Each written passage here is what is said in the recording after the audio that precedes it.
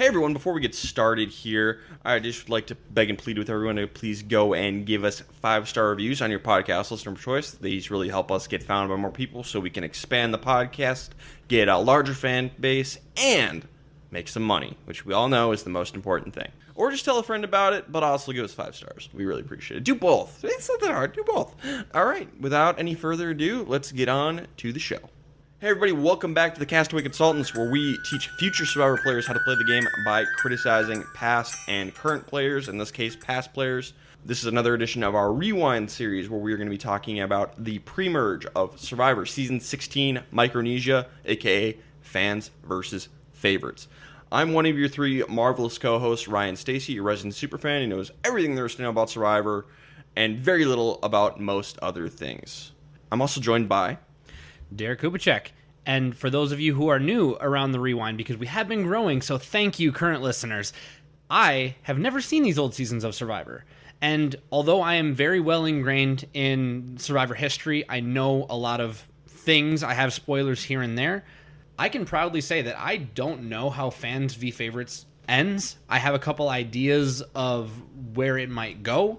There are some things that we won't talk about, but I promise that when we get into it a little bit more, we get into the spoiler section of the podcast, I will disclose what I think I know about this pre-merge, if anything. But other than that, welcome. I'm your friend who gets to watch Season 16 for the first time. And I'm Josh Wessler. I would classify myself as a near super fan. I have just a couple of seasons left to go that I need to watch before I'll officially consider myself a super fan. And my role here is that I watched all these past seasons years ago. This one in particular, I watched back around in June, about 2018. So it's been about 3 years since I've seen it. So I will be a good gauge along the way to see what stands the test of time and what stands out as being the most memorable moments of the season. The whole point of this podcast is we rewatch Survivor so you don't have to. There's 40 seasons of Survivor. You may or may not have time to watch it all. We have time to watch it all, apparently. So if you don't, we're here to tell you which seasons are the must-watch ones. If you only want to watch a couple, we're here to tell you which ones those should be. So before we go any further, gentlemen, we're partway through. We're halfway through. We're through the pre-merge. Is Survivor Micronesia must-watch Survivor? And I know that we've evolved with how we discuss this a little bit. There's the educational foundation of Survivor perspective, and then there's the entertainment. I think this is our first season where we have a group of newbies versus a group of returners. And it's like mano-a-mano, because we've had a captain season, we've had full returner seasons. So yes, I think that if you're going into Survivor, there's always a chance as a new person that you might be on a half new player, half returner, and you need to understand how these groups may commingle one way or another. So for that reason, on an educational front, it is must-watch Survivor. On an entertainment front, I would say that if it's not, it's close. I really enjoyed watching the pre-merge. There's a lot of really bad gameplay, but that makes for great TV. So educational, yes. Entertainment, on the cusp, if not.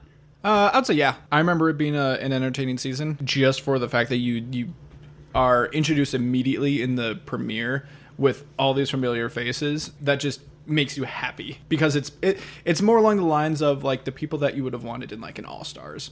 So that, along with its completely new aspect of the game, as Derek was talking about, is good enough for me to put it into the must-watch category. So I have some mixed feelings about this. I go back to, let's start with the education, half and half fans, half favorites. So on that front, yes, there's an argument to say, yeah, this is must-watch forever because this is the first time we have this.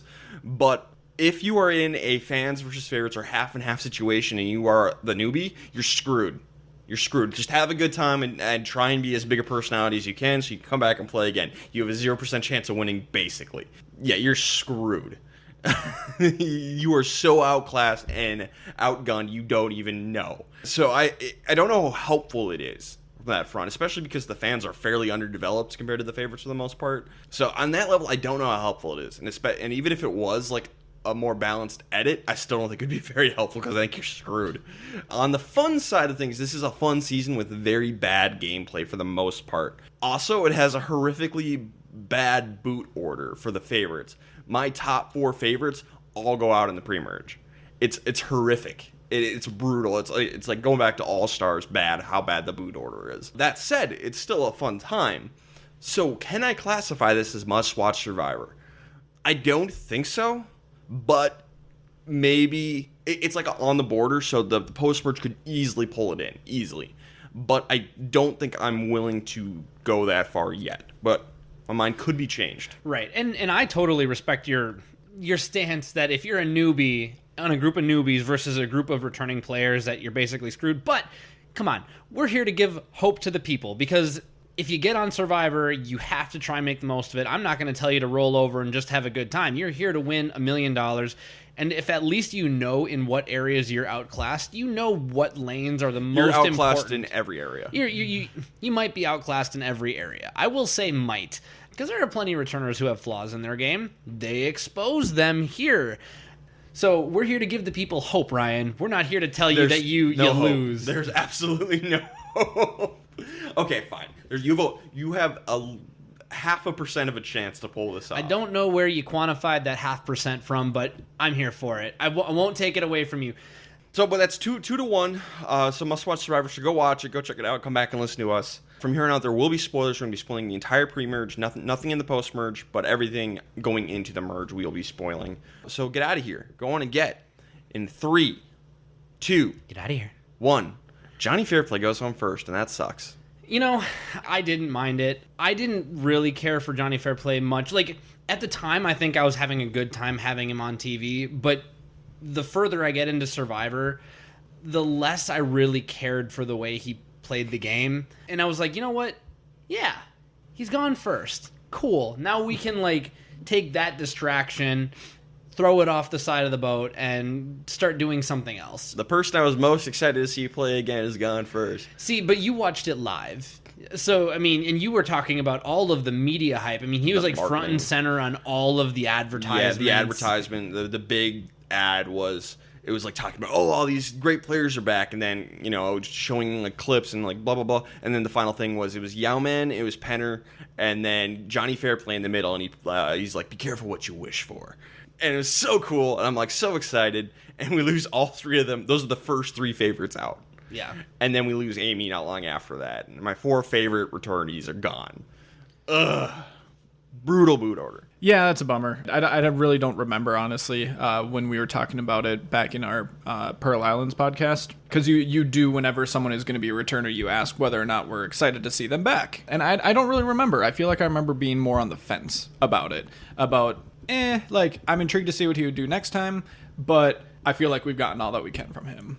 So that was my impression when he first came on for this season. So much like Derek when he got booted off, it was more of just like oh darn. In his opening introduction on the island, he impersonates Jeff Probst. Clearly, we didn't get all we could get from it.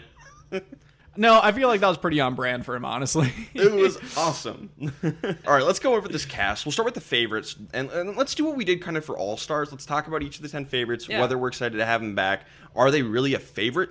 So we have the Malakal tribe, which is going to be known as the favorites tribe until the tribe swap happens. We have 10 people coming back to play again. We'll go in alphabetical order. We have Amanda Kimmel returning from Survivor China. You guys excited to have Amanda Kimmel back? Oh, hell yeah. Yeah. I still think that there's an argument that she should have won the game, if not for just some really weird editing or some understanding of the jury's mindset. I loved Amanda, and I'm a huge Amanda stan. So, happy. Yeah, more to see how she changes her game this time. Because at this time, this is immediately after China. Does she know that what the result of China was? I don't think so. Okay. I'm pretty sure they hadn't done the finale yet. Okay. So she probably knew she lost, but I don't know if she knew she lost. Yeah. Confirmed. So still a glimmer of hope. So not sure if she's going to change her game a whole lot this time around, but interested to see how she changes it. I'm excited to have Amanda back. I thought she's a very good player. I wouldn't really call her a favorite because she wasn't like a big character, and I don't think she was a fan favorite at the time. But she's a good player, so I'm excited to have her back. I don't know if she qualifies as a favorite though. That's a fair consideration. Yeah, Todd took really the brunt of the editing, so that makes sense. Then we have Amy Cusack returning from Survivor Vanuatu. You guys excited to have Amy back? Okay, I can absolutely go to the receipts on this one and say I remember talking about Amy and being like, if this was a male character, people would just say that he is imposing his will and is playing the game the way that he wants to play. He's not going to apologize. He ain't going to say sorry. He doesn't feel badly about it. I loved Amy in Vanuatu. She did not play perfectly, but she was a darn good player. She was kind of like Lex if Lex made better moves. And that's why I had her on my preliminary, like I want to see them on my favorites tribe. So I think Amy should be classified as a favorite. I don't know if that was a popular opinion at the time. I can only speak for myself. And yes, flat out yes. I'm intrigued to see her back. I don't know if I classify her as a favorite, though. I don't think that there was enough of her, especially like to really like draw people in because this is a huge group of people that you can choose from. So to choose Amy out of or a group of 10 people, I don't know. I don't know about that. I'm here for it. I love Amy. So I was not a huge Amy fan growing up. I respected her gameplay, but I was a young boy on a men versus women season. I was rooting for the men. Amy, on this rewatch, Amy's fantastic. She's a phenomenal player. She's got flaws, but I love her as a character. I think she's a favorite. I know she's very popular amongst female fans, so I think she definitely qualifies as a favorite. I'd love to see her back. I'm here for it. On this rewatch, like I said, I'm way more excited for her. She's gone so far up my favorite character rankings. That makes me happy. I love Amy. She's great. Then we have Sheree Fields returning from Survivor Panama. You guys excited for this? Oh, yeah. Yeah. Do we even need to say anything else? No. Yeah, and this is one of them that is, without question, a favorite. It's a no-brainer. This is one of the easiest casting calls there is. This would have been a failure of casting. Like, how can you call a favorites tribe through 15 seasons? How can you have one without Suri on there? I think of the women, she's the clear number one. Yeah, I was going to say there might be one other person that would take over for most likely to be just like top of the line favorite. Yeah. But as for women, yeah. Yeah. Eliza Orland's also returning from Survivor Vanuatu. This echoes Sure? echoes of Amber. That's unfair. Eliza was at least interesting. I mean, she was interesting, but a favorite? Yeah, not a favorite. And this is no indictment on Eliza as a person, but her edit in Vanuatu was very much as like the helpless, kind of annoying, very unself-aware. I can't think of that word right now, but it's interesting that they would bring her back and brand her as a favorite. Yeah, production favorite maybe. Sure. Yeah, and I wonder if that's like production's like, it's our favorites, not your favorites. That would make a lot more sense. Our opinions are the ones that matter. Yeah, Eliza, I don't think she's anybody's favorite. I'm fine with her being here because she definitely will stir up chaos.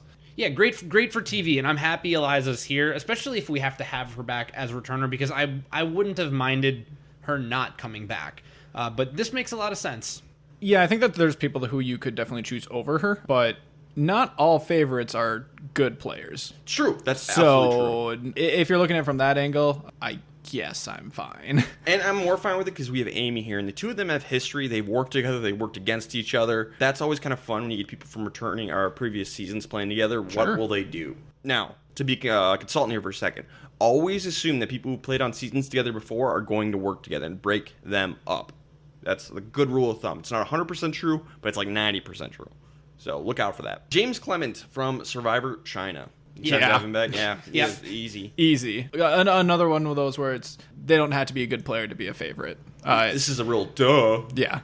And there's probably a lot of recency bias in here as well, but I really enjoyed James. I think I did put him on my favorites. I would have to go back and listen to our last rewind to know for sure, but I enjoyed it. I want him. Bring him. Johnny Fairplay, we already kind of talked about. Fan favorite, more like infamous or iconic, like someone who people love to hate. Yeah. So, and in terms of that sense, yeah, I think if you get Johnny Fairplay, put him on.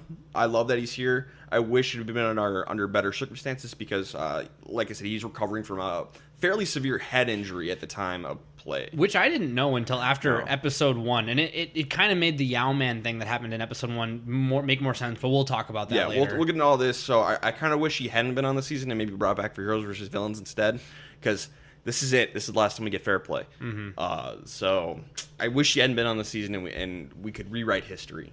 We kind of got the darkest timeline situation. Yeah. On paper, I'm glad he's here. Sure. Jonathan Penner returning from Survivor Cook Islands. I don't think he's a fan favorite at all. I don't think he was super well liked. I loved Penner. He was certainly a character who caused drama and definitely a production favorite. Fan favorite, I don't buy it. And this is where it's tough just because since I've seen previous seasons, I've seen him more than just outside of just the one season that he's been in so far. And I've grown to like him a lot more. So I feel like I'm on the same page with he's someone who I appreciate being on the season, but I don't really understand how he got here. I'm glad that he is, but I don't necessarily understand it. Yeah, I'll agree with that. I don't understand why he would be classified as maybe a fan favorite, but we already established that Eliza was a production favorite. I have a strong feeling that Penner was another production favorite. Put Penner on every season, I'm happy. He's one of the few people I would, like, if I had a group of people who I'd be like, put him on every season, Penner is one of them. Ozzy Luth from Survivor Cook Islands as well. Another no-brainer. Everyone wants this guy back. Yeah, 100%. Love Ozzy. This is another easy one. We're all excited. Parvati Shallow, also from Survivor Cook Islands. For me, this is the biggest question mark. Why? She didn't do a whole lot her first time. She got naked in a hot tub with Ozzy and Yule, and that's about it. This one's a huge question mark. I don't know why Parvati's here. Again, this is probably just production looking for a chance to maybe use someone to their fullest extent. They probably just felt that Cook Islands did not give her enough of an opportunity to shine. So I think this is one of those moments where history will prove them right. Sure. But to classify her as a favorite, that is, I think, not just a bit of a stretch. That is just clearly a stretch. Maybe this is a more apt comparison to the Amber of All-Stars. Sure. Why are you here? Yeah, I'm basically the same way. I wonder if it has anything to do with just getting a more like diverse group of just women on the season, because she's nothing like any of these other contestants. So maybe they saw that as just like, sure, hopefully this stirs something up and there's either conflict or some really cool alliances that end up happening from it. We want someone who's going to play as a woman favorite who's going to be a sneaky villain, because Eliza wears her heart on her sleeve. She's an obvious villain. So if you want someone who's a little more deft, a little and bit... I mean, she is very upfront about her strategy too, about like that she really wants to use the whole like flirt game too. I have a pitch that I think might have been more interesting. Why not Candace? Because Candace had the more obvious feud with Penner. She mutinied. She did stuff. I think Candace would have been a better pick than Parvati. I think so. Just from the outside, I feel like Candace is a lot less likable than someone like Parvati. Even if we didn't get a whole lot of screen time, I feel like a lot of people really just enjoyed Parvati being there, at least for the time that she was on screen her first season. So maybe that's what they're looking at. It feels like a missed opportunity if they were trying to load up and make this basically total drama island. Yeah. Because, I mean, yeah, Penner and Candace would have had this feud hitting the beach, but maybe they were trying to capitalize more on this idea of fans versus favorites. Maybe they called Candace and Candace said no. There's a lot we don't know. And finally, Yao Man Chan returning from Survivor Fiji, another no-brainer. Duh. Oh, please, yes. Absolute duh. Yeah, I love the Yao Man's back. It's great. All right, let's go over to the fans tribe and talk about all of them individually and whether or not we're happy to see them here. And for most of them, go, who? I, for one, am very happy to see Chet here. Yeah, that makes one of us. Before every season of Survivor, we talk about Josh and I always play a game to see how many, just from the cast photos, how many people can Josh remember. Of the 10 fans, Josh got one right. And it's the one we all know. You got 1 out of 10. There's one everyone knows, and that's about it. Yo, there are still 2. I've seen the whole pre-merge, and there are 2 whose names I don't remember. And after watching the first episode, I probably should have gotten maybe 2 other people.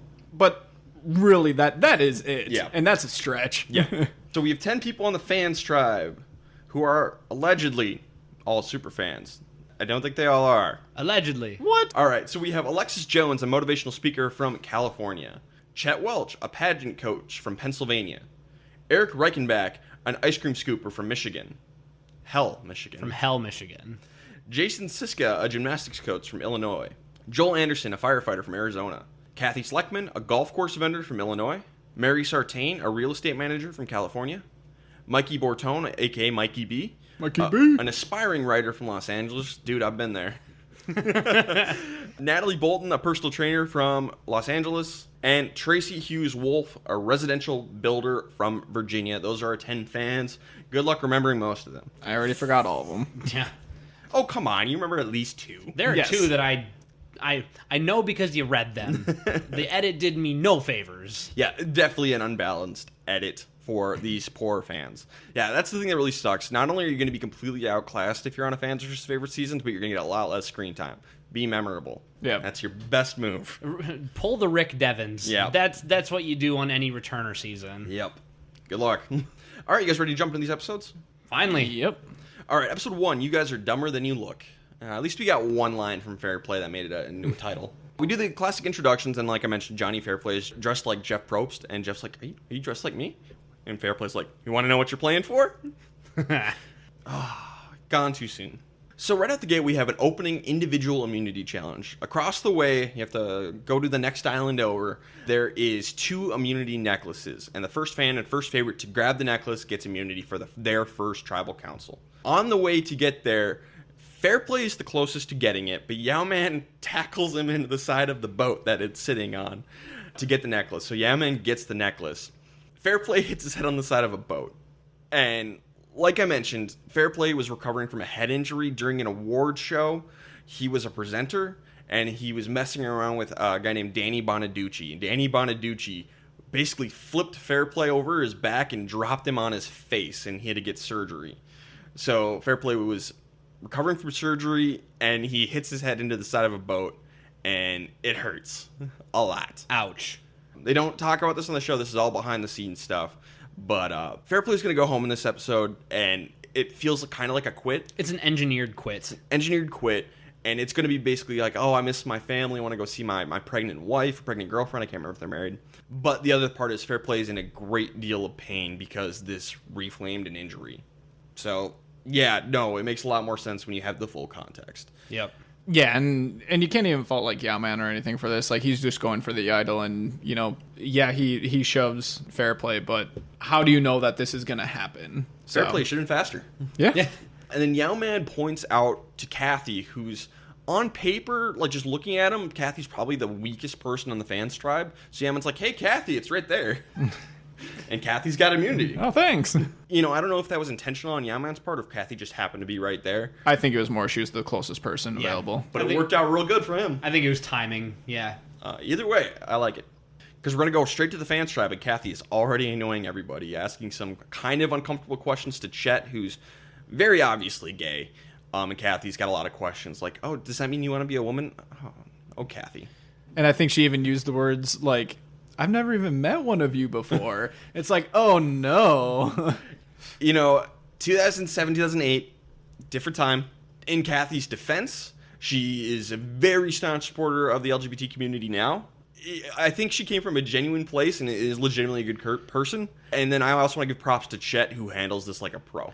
Oh, 100%. I mean, I think first and foremost, props to Chet, because whenever you're confronted with something like that, if you do something wrong, whoever you're trying to bring along on their journey into understanding these social issues, boom, new stereotype, whatever that might be. So Chet fields these questions like a champ, but I want to give Kathy some credit, because if you haven't had much exposure to something that you're unfamiliar with, you don't even know how to ask a question. You don't know how to be sensitive. So the fact I'm a little endeared to Kathy in a weird roundabout way. Like, it doesn't watch very well on TV, but if you dig into it a little bit and you try to be understanding of where she's at, it's hard to be mad at her about Totally. this. And I'll just go ahead and say this ahead of time. I'm very endeared in general to Kathy. I have a lot of empathy for her because she goes through quite the journey in this pre-merge. I like Kathy a lot. She's a little annoying, but I like Kathy a lot. So I have a ton of empathy for her.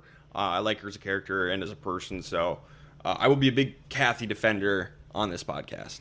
The favorites obviously get their camp together like that because they know what they're doing. It's almost like they've done this before. What? No. Yao-Man gets fire going with his glasses. It's great. What's not so great is Parvati and James and Ozzy and Amanda form the Showmance Alliance. We got 2 Showmances going on. 4 out of 10, not great Bob. It's almost like that would count up to a minority of 10. And you've got 2 obvious duos. This is what not to do. This is what not to do. Meanwhile, Eliza and Amy, who play together, and then Penner and Yao-Man, the 4 of them also form an alliance. Also 4. You need more people there, guys. It's a good start, though. But the 2 warring factions, one group is targeting Parvati because she's such a flirt and is dangerous. The other group is targeting Eliza because she's Eliza. Eliza! I knew you were going to do that. But in a big shocking upset, the fans win the first immunity challenge. What? And by the way, Eliza goes like head over tea kettle in because this they have to challenge. push a cart. Yeah, and they run into a tree, and she basically just front somersaults. It's like if Black Widow tried to do a front flip and then just fell on her head. Yep. So the favorites are going to tribal council. Worst case scenario for production. Yep.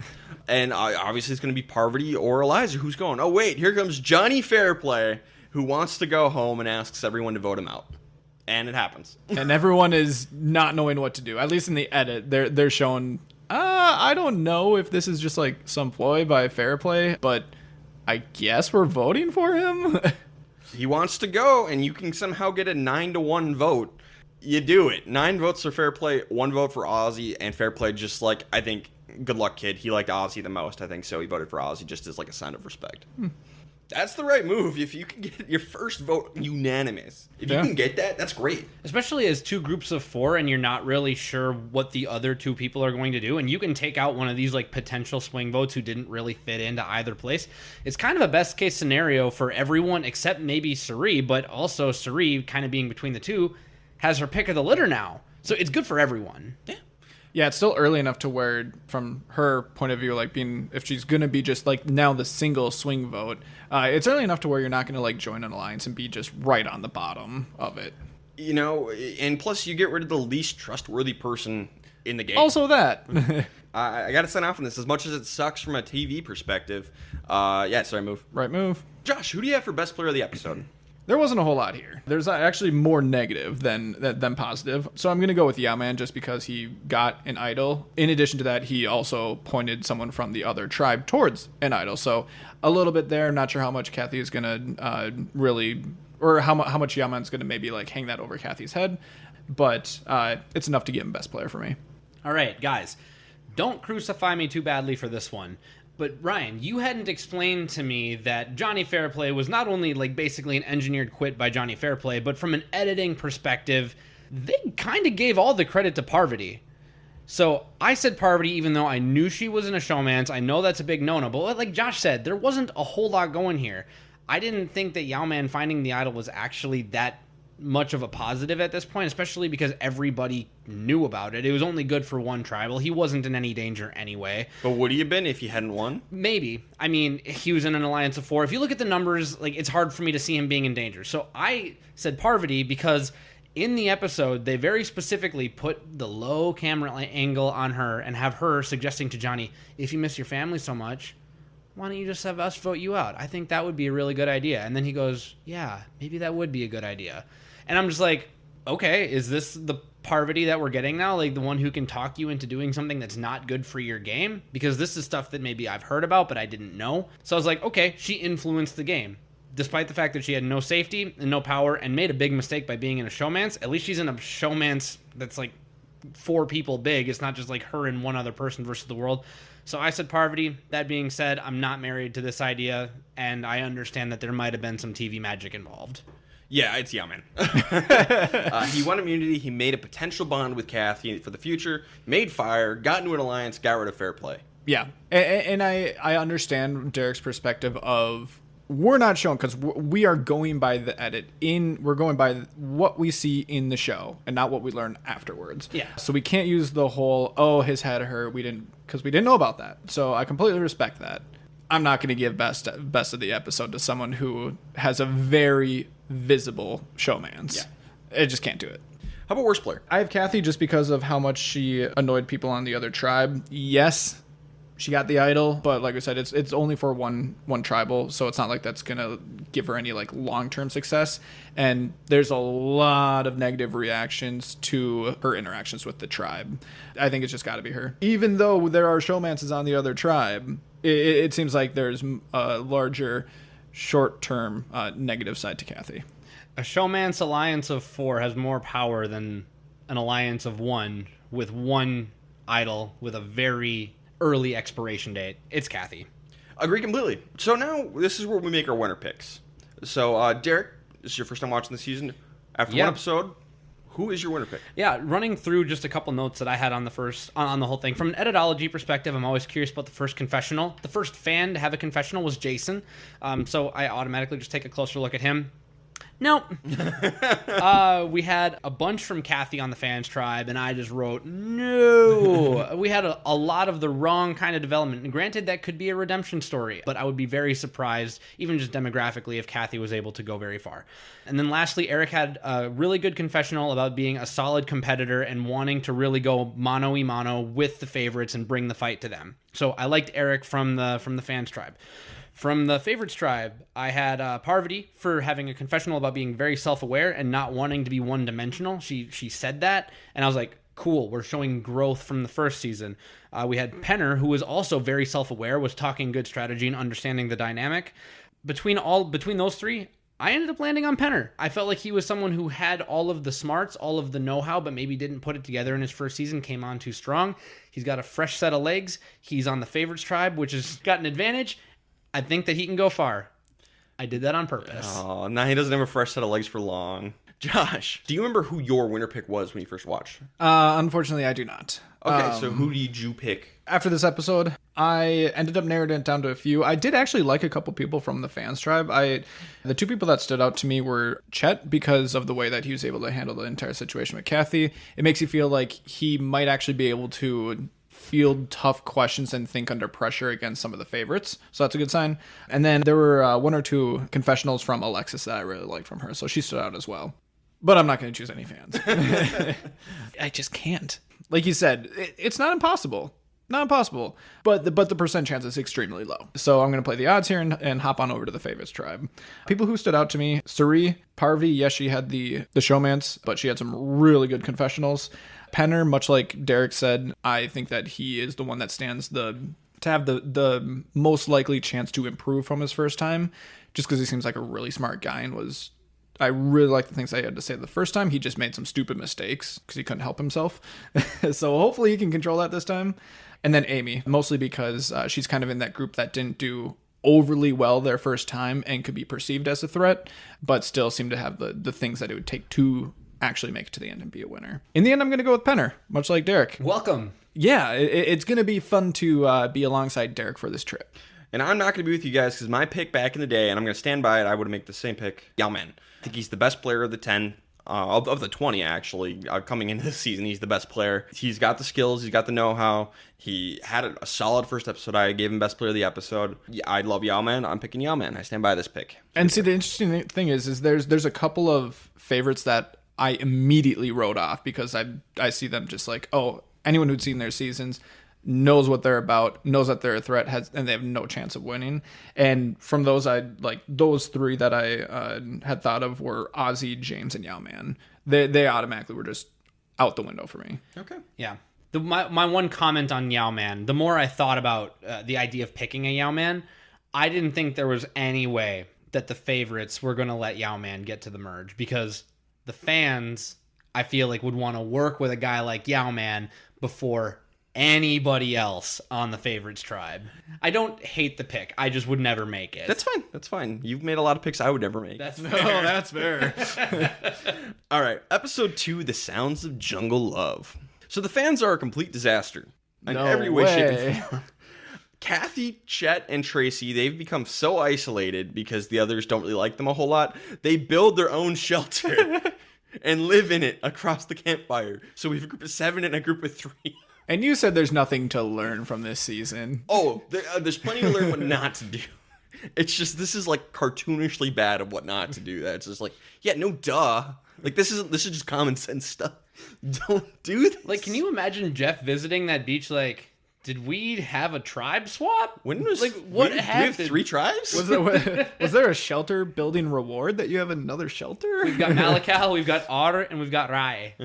Like, who knows what's going on? And this goes about because the 7 want to work on the fire, while Kathy, Chet, and Tracy want to work on the shelter. So they're like, all right, we'll build our own shelter with blackjack and hookers, kind of thing.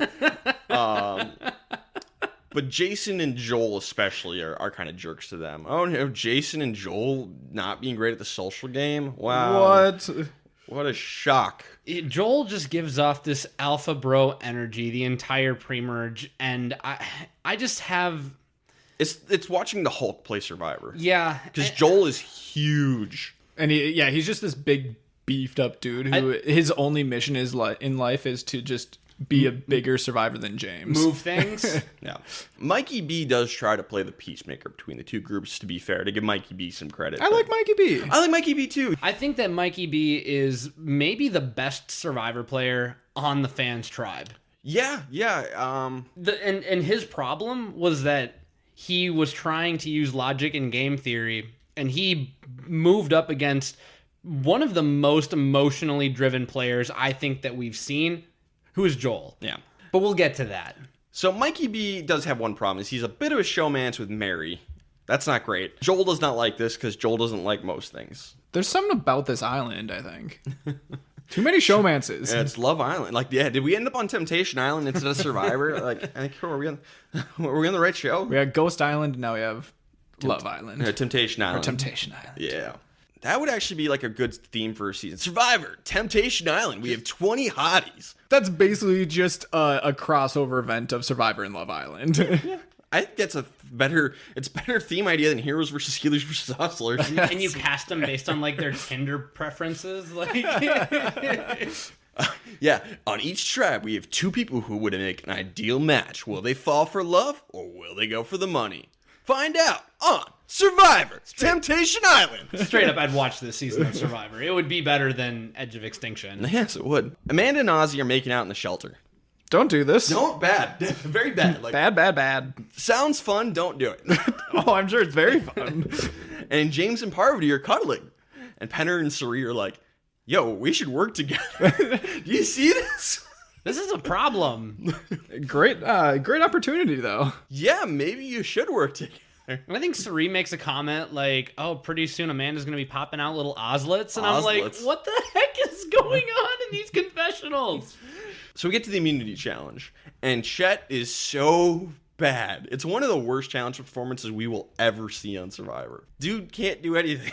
Yeah, this is echoes of, I can't remember her name from Vanuatu, but Scout, I think. Yeah. Oh, God, yeah. Like Scout from Vanuatu. This is what it reminded me of. And it's just not good. Still not as bad as Scout, but... Yeah, because Chet has both working knees. Yeah, That's the only thing that's stopping Congrats, Chet. Effort-wise, Scout passes Yes. Chet. Yeah. Favorites win. Shocker. So Exile Island's in the game. So they get to pick someone to send to Exile Island. Kathy. Cool. That's a fair pick. Give one of the weakest people on the tribe an idol. You probably could have gone with Chet as well. That would have been another good choice. But Kathy's a good pick. But the twist is they have to send one of their own to exile as well. And Suri volunteers, and they're told there's going to be a hidden immunity idol in exile. I don't want to be the person to send myself to exile because that just puts a big target on your back. An absolute target on your back. So I think this is a bad move especially for Suri. when you volunteer and everyone knows that that's the potential benefit. No, don't do that. I mean, everyone who's seen Island of the Idols knows that modern Survivor players are smart enough to where you don't want this advantage, idol, whatever it might be, target on your back ever. We're still early enough in Survivor that this doesn't really seem to play much of a role in any decision making or sway any minds. But if you're listening and you're getting cast for season like 42 and onward at this point. Yeah. So don't do this. Don't volunteer to go to Island of the Idols, Island of whatever, Exile Island, Ghost Island. Don't volunteer to go to any of them. If you get sent there, what can you do? But do not volunteer to go. It's bad. Right. Unless the one caveat to this, if you're on the bottom and you have like no moves to make, That is fair. Go. But I mean, after one vote out, and it's like day 4, and you're in a swing vote position, probably not a good time to go. no. So Micronesia is one of my favorite idols of all time because the hunt is so epic. You have to swim back and forth between like 3 different islands. You have to swim across the ocean multiple times. This is epic idol hunt. It's hard to get this idol, and I like that. This is great, and they do not find it. But I just love this idol location. And Serene narrating it, you really feel how miserable of a task it is. She's like, and back across the ocean, and back across the ocean. Are you kidding me? Back across the ocean. I do absolutely remember this, by the way. Yeah, this is great. So on the fans tribe, the plan is to split the votes between Chet and Tracy. Fair enough. Can't vote for Kathy. The 2 other people on the outs, Chet and Tracy. Get rid of Chet. Great plan. Mikey B is too smart for his own good, and he starts talking through all the different possible iterations of Kathy's idol, and if Kathy finds the hidden immunity idol and her immunity necklace, and who could you give it to, and he's going through every single possible iteration of what can happen. Granted, this makes me like Mikey B, and he could be on the podcast with us to talk about this kind of thing. That's great. Unfortunately, this exposes him as a big strategic threat. Most people aren't going to think on this level, and it's great that you do, but you need to keep it dumb and simple for your alliance. You can do this in confessional. You can do this with seashells on the beach. I've seen someone else make this same mistake before. It was Michaela. Yep. You're just exposing yourself as a threat, and most people are just like, what? Huh? Especially because not everybody on this tribe is a fan. Right. And So you have enough people, if it truly is just everyone against these 2 or 3 people, you have enough people to do a split vote. So go for that and just say like, hey, just because of the idol, like let's do this. Toss votes on both these people. Call it good. now, one thing, this is reading between the lines, not about this in particular, but this type of situation. If you have someone who's like a Mikey B, or I guess if you're going through 15 seasons like a Yule, who is talking to you about strategy on a very deep level, that could be a strong indicator of trust, which is something that is in short supply, especially in the early game when battle lines haven't been drawn. I don't know that this is a telltale sign that you should betray Mikey now. It just goes to show you that, okay, wow, he's thinking on his feet. As soon as I'm not useful for him, maybe I should target him. I don't know that it means like, oh, wow, this guy's a big threat. Better take out his best ally now. Yeah. Because, I mean, he trusts you enough to talk to you about this and wants your input. I think that this is something that you want to keep around for a while. But again, we're not dealing with rational people. We're going to get to that Michaela vote one day. I'm going to say the same thing. The vote on Michaela was a bad move. This was a bad bad move. Because Joel's like, oh, I'm going to take out Mary now because Mikey B's smart boy. Joel gets everyone except Jason to turn on Mary. And it's going to be 6 votes for Mary, 2 votes for Chet, 2 votes for Tracy. Jason and Mikey B are left out of the vote. Joel votes for Tracy to be sneaky, like, oh no, they got me too, but he doesn't play that card. I don't know what Joel... He's trying to play 5D chess, and he doesn't know how to play checkers. Yeah. I don't know what Joel is doing. This is the wrong move. He should have been Chet. What the hell was this? This was a terrible move. Yeah, that's what that was. It's Joel being a bad Survivor player. Yes. I think Chet is the best move. I also think that Tracy is a fine move. I can't vote for Kathy, but Kathy would in theory be a fine move if she were available. Go Chet, go Tracy. The 2 people who are on the outside of the alliance. But this is vote 1. Take out the weakest person not in your alliance. It should have been Chet. Keep it simple, stupid. I don't know what Joel is doing. This is bad, bad, bad, bad, bad. And it's shocking that you have like this type of thinking, because like this is what happens more closer to like modern Survivor, about people getting way too ahead of themselves and in first or second vote just going, okay, we need to take out the biggest threat. What? No, you don't. That's a good person to keep around for now. You actually don't see it that much in these. I mean, we're not in like early Survivor anymore, but still earlier season. Yep. You don't see that much here. Nope. This happens to Chelsea. This happens to Chelsea on Island of the Idols. Rest in peace. This is some postmodern Survivor logic coming into play, and we're in middle school Survivor. You're still in like 6th grade, Joel. This is some college BS. So best player, I had Jonathan Penner for making the alliance with Suri. It was between the 2 of them, and Suri sent herself to Exile Island, which I didn't like, so I went with Penner.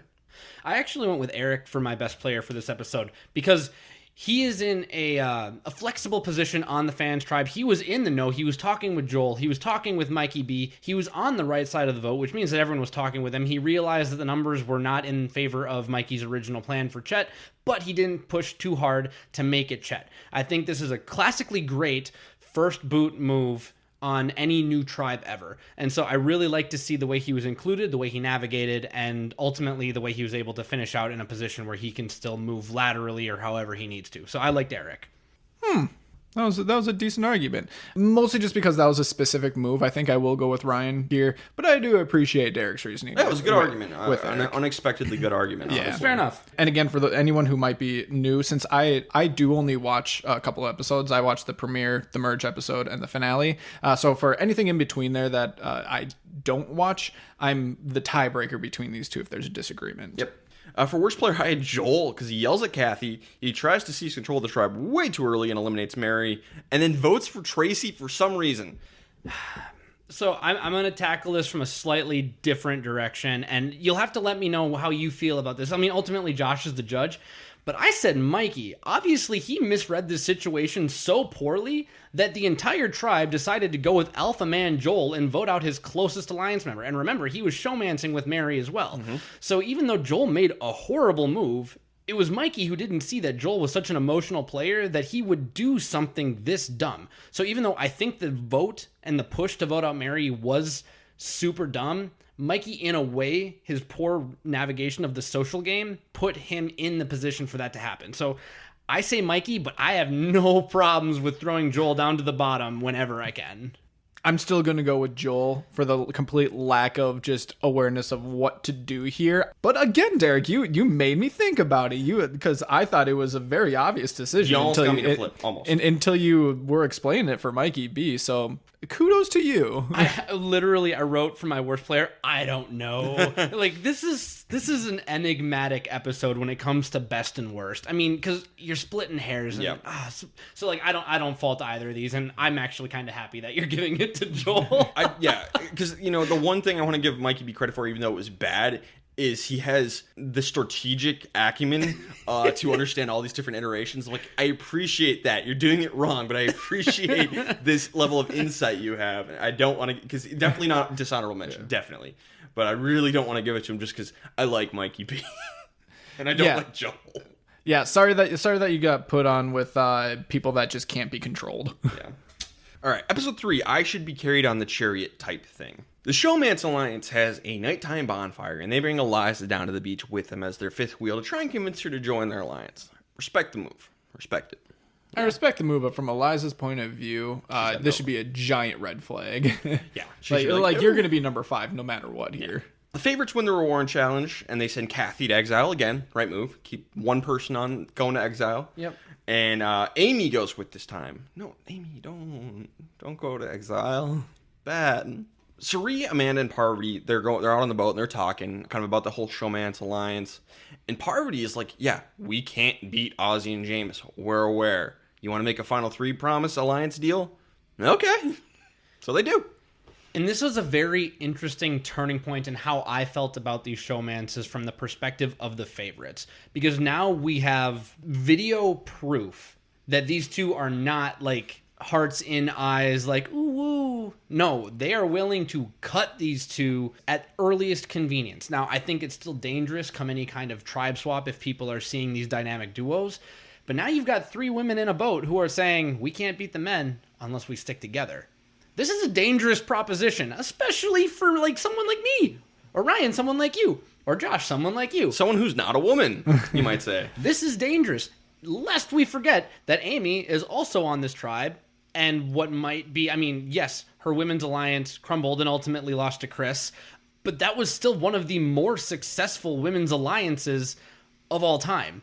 Eliza was part of that too. You could get all 5 of these women together. 100%. Bye-bye, boys. 100%. So it's such a weird moment for me because as long as they're on this tribe together, I almost have to say like these showmances don't bother me as much from here on out. For now, it makes me feel a lot better about it because now you have the majority. If you do have someone like Suri that you're bringing on here, that's 2 and 2 and 1 equals 5. 5 is more than 4. So for the time being, you have a majority of the people. So your showmances are almost more like sub-alliances. Yeah, voting blocks. Yep. I'm more okay with it now, but only if, and this is where it's tough, because if you're talking to Suri or this other like showmance group and saying that you're all together, that's one thing, but you don't really know what Suri might be thinking, so you still have to be super careful about it because she might just be, agreeing with everything while keeping in the back of her head that you're still a massive threat.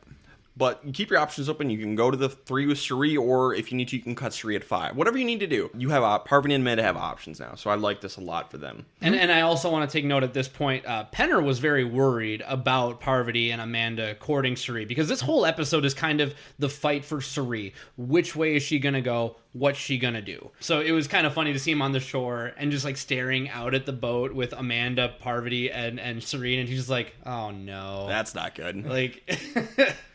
And the plan is to take Yao Man out next. Uh-oh, I'm in danger. My winner pick, no.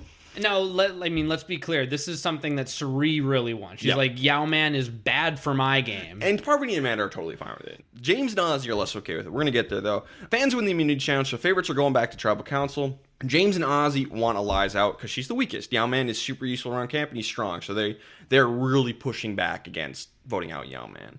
Also pushing back is Suri. She's like, I'm voting for Yao Man. You guys need my vote more than I need yours, even though that's not 100% true. But she's not going to budge. And this is bad on all three of them. This is bad on all parties. Anyone who's seen Kaguyan, which is on Netflix, so I suspect that many people have now, being the swing vote and trying to impose your will can very easily work against you. Everyone could be like, you know what, I'm sick of Suri. Yep. I'm tired of her dictating this. We're just going to vote her out. It's so bad on Suri for being like, it's Yao Man, it's Yao Man, it's Yao Man, it's Yao Man. No, this, it's a little bit of give, a little bit of take. I don't understand why she decided to dig her heels on Yao Man here, of all places, especially when the alternative is Eliza. I don't know why you would go to bat so badly for Eliza. And James and Oz, you should realize, do some basic math. You need Suri. Yeah. Just go along with it. You're going to get rid of Yao Man eventually, probably. Like, it's fine to get rid of Yao Man here. As you should. Yeah. As much as I hate it, do it. Like, there's not a huge difference between now and, like maybe 6 days from now. You should also be thinking, if you really, kind of like we mentioned a little bit earlier, that Yao Man would be much more of a threat if he gets paired up with some of the fans. In a split season like this, there's a very likely chance that there's going to be a tribe swap along the way, so maybe take care of Yao Man now, while you can. Why not? Yeah. Penner tries to win Suri back over and just makes things so much worse. Classic Penner. Yeah, when you try to douse a house fire with gasoline, the result is not good. Oh, Penner. God love him. I'm glad he's here, but yeah, he's not the most subtle, finessed yeah. person. Tribal Council. Suri and Penner fight a lot at Tribal Council. Ends up being 6 votes for Yao Man, 2 votes for Parvati, 1 vote for Suri. Eliza ended up joining the majority to vote out Yao Man. Penner and Yao Man both voted for Parvati. And Amy, who's pissed because Suri kind of betrayed them. She did kind of say she was with them. Amy throws a spite vote at Suri. Not great. Overall, Yao Man is a fine move. But again, somebody could have suggested taking out Suri. Just because she's gumming up the work so much. So I'm surprised nobody threw that out there. And the only, I think, side that could have done it, I don't think that Jonathan Penner would have been able to do this. Everyone is already very wary of everything he says and does, because he says a lot and he does a lot. So you know that if he's talking to you, it's probably because he's trying to work you or manipulate you in some way. And I think that is a big hole in Penner's game, is everyone kind of knows what he's about. Yeah. But if it came from like a Yao Man, or from like an Eliza, Amy, or from an Amy, if Amy goes to Parvati and Amanda and says, listen, why are you letting Suri work you guys over like this? I understand that we're kind of at odds for right now, but why don't we take out Suri and then you and I can talk afterward, because I would love to be a part of this. And I'm sure, like, she could have gone to, like, James and Ozzy with that, too, and they would have been like, yeah, you have a point. Yeah, that sounds good. Let's vote out Eliza. Or Suri. So there were options here, and who knows? Maybe these conversations took place. We'll never know. We have less than 1% of 1%. I'm actually okay with Yao Man just going here. I think that the situation with Suri could even be like viewed a little bit more as kind of like an ammo belt type of situation, where this is something that you just put in your back pocket until maybe like the next vote or 2 votes down the line. Who do you got for best player? The best player, and in my mind, it can't be anyone else's Parvati, because you have these 2 completely different approaches for how to win over Suri and Suri's loyalty. Parvati's was one of, listen, what's good for me is what's good for you. We understand that we can't beat James. We can't beat Ozzy. Come with us. It's better that us 3 go to the end together and cut the guys' throats when we can.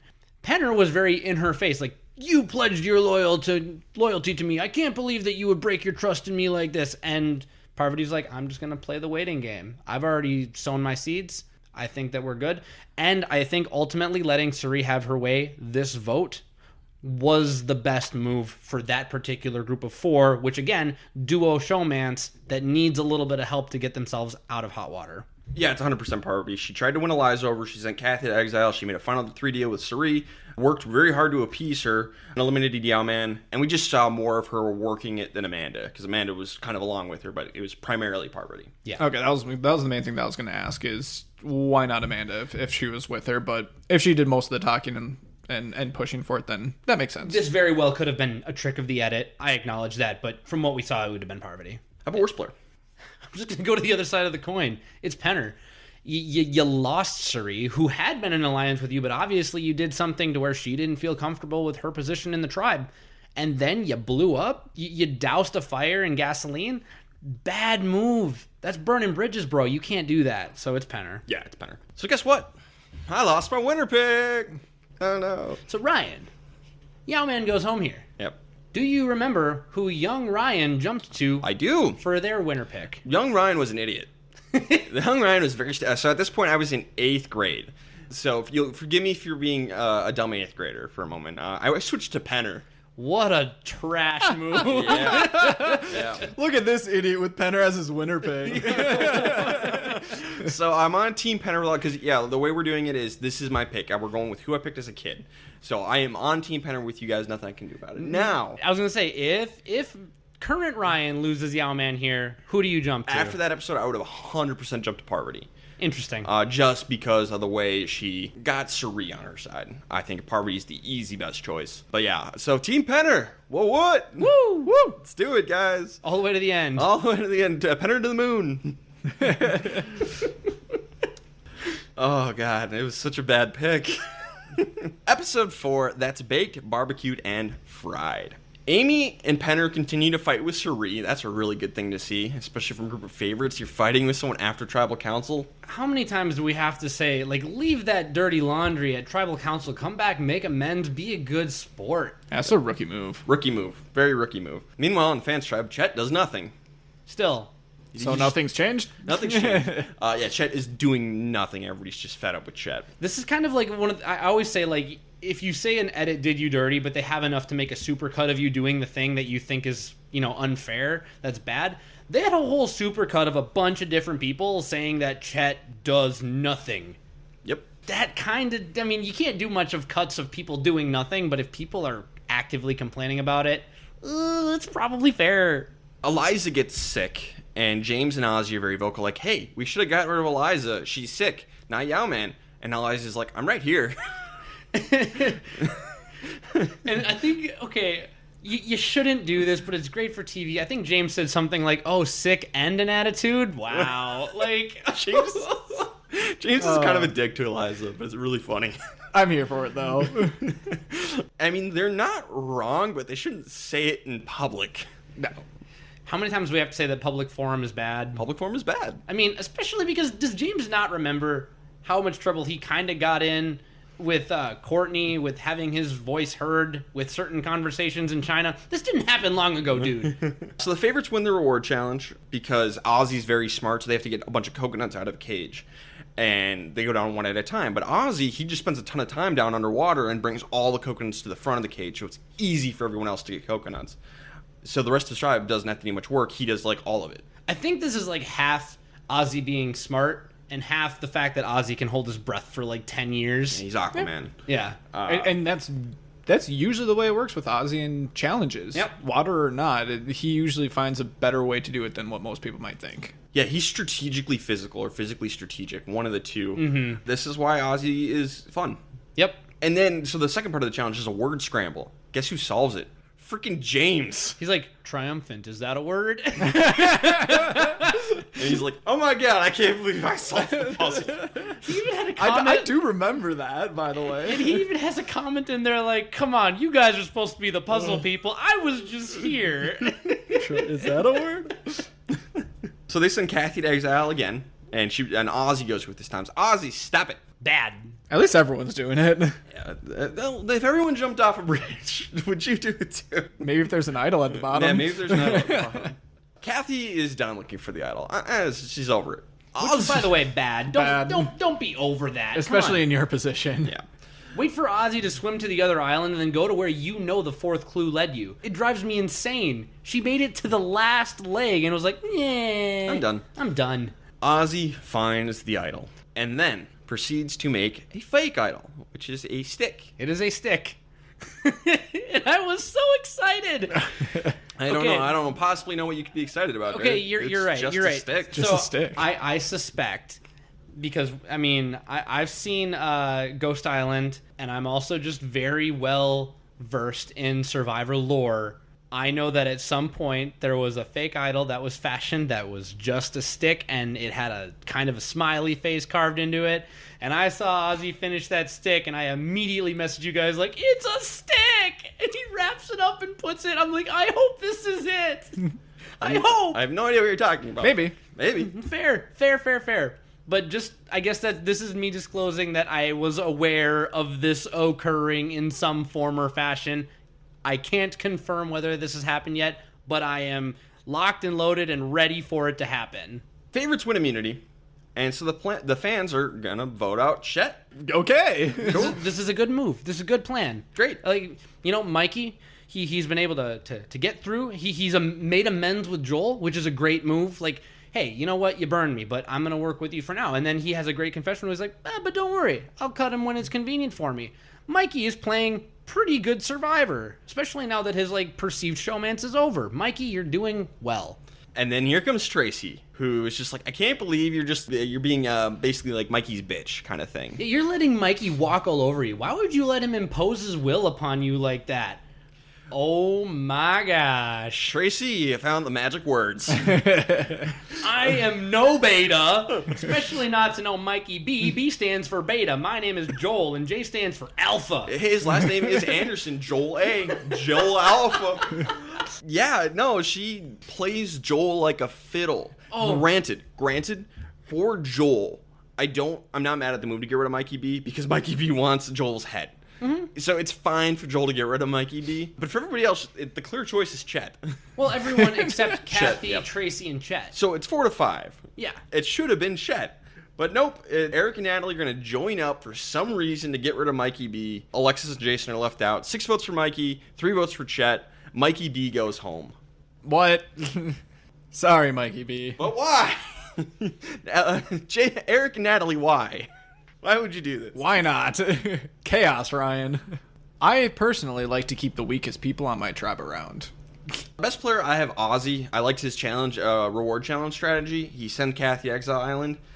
He went to Exile Island, but at least he found the idol, so he's got something to show for it, and then he made a fake idol, which I always like.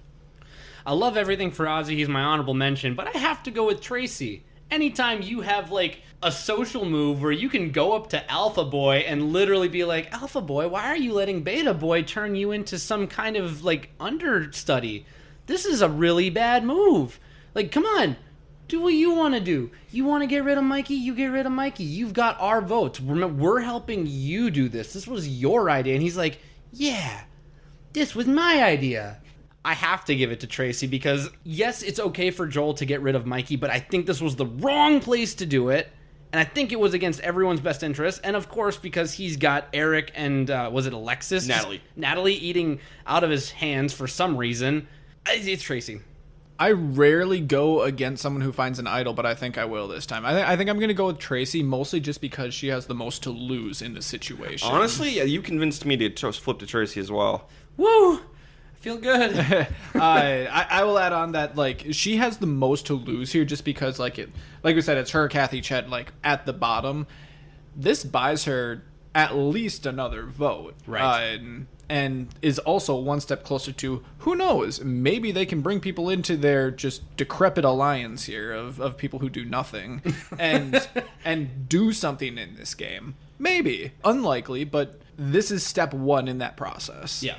Worst player is Jason. He was on the wrong side of the vote, and so is Alexis. So between the two of them, who's worse? I had Jason because at Tribal Council, he was very vocal about, he stopped. When Jeff said, hey, everybody, it's time to vote. Jason's like, everybody, I just want to remind everybody we need to get rid of Chet, basically, and keep the tribe strong. And so by being more vocal, he makes some more enemies, and we're going to see that at the very beginning of the next episode that Chet wants him out, obviously. So, and I didn't remember that. I was just splitting hairs, Jason just maybe painted more of a target on his back than Alexis did. Yeah, I didn't really think about Jason much in this. I actually kind of applauded the fact that, maybe not gameplay-wise, but the fact that he turned it into a bit of a live tribal for just a second because Jeff was like, it's time to vote, and Jason's like, let's vote out Chet. He doesn't say it, but, not in so few words, but let's vote out Chet. which I think was still the best move for this tribe in general, was to keep Mikey and get rid of Chet. My worst is Joel, because he got played like a fiddle by Tracy. Or maybe not a fiddle, more like a cello. But I had to go with it. And I also had a dishonorable mention for Kathy for basically giving up on finding the idol, even though she has the fourth clue. And ultimately, yeah, she was on the right side, but it was because Tracy is dragging her and Chet's lifeless corpses further into the game, which is a testament to Tracy's ability to play. Tracy is a necromancer, confirmed. I'm going to side with Ryan on this one, just because, yes, Joel got played, but he got the person out that he wanted to get out. So it's still very much like he kind of won in that situation, just in his own little mini battle. Again, not saying that it was the right thing to happen, but it's not. I don't think that it's enough to warrant a worst of the episode. You're never going to change people's votes, or I'm not going to say never. You're almost never going to change people's votes when there's a set plan and you're just sitting at tribal. So I'm not really sure what Jason would have been trying to do here. I accept the results, but if possible, I would like to submit to evidence the still shot of Joel's face as Tracy is telling him that Mikey is manipulating him.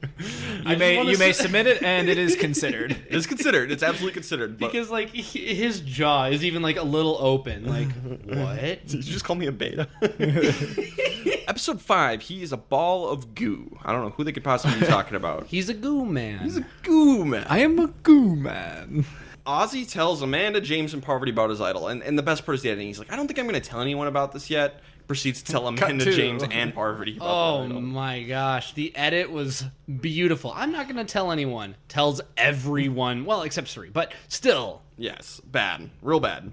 Tribe swap. Yeah, it's kind of, schoolyard pick, tribe swap style. So, on the new IRA tribe, we have Alexis, Eliza, James, Jason, Penner, Kathy, Natalie, and Parvati.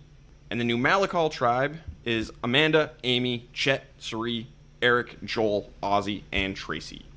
So those are our new tribes. We get the Chase Reward Challenge, which is a challenge that we're going to do once and never do again because so many people get hurt.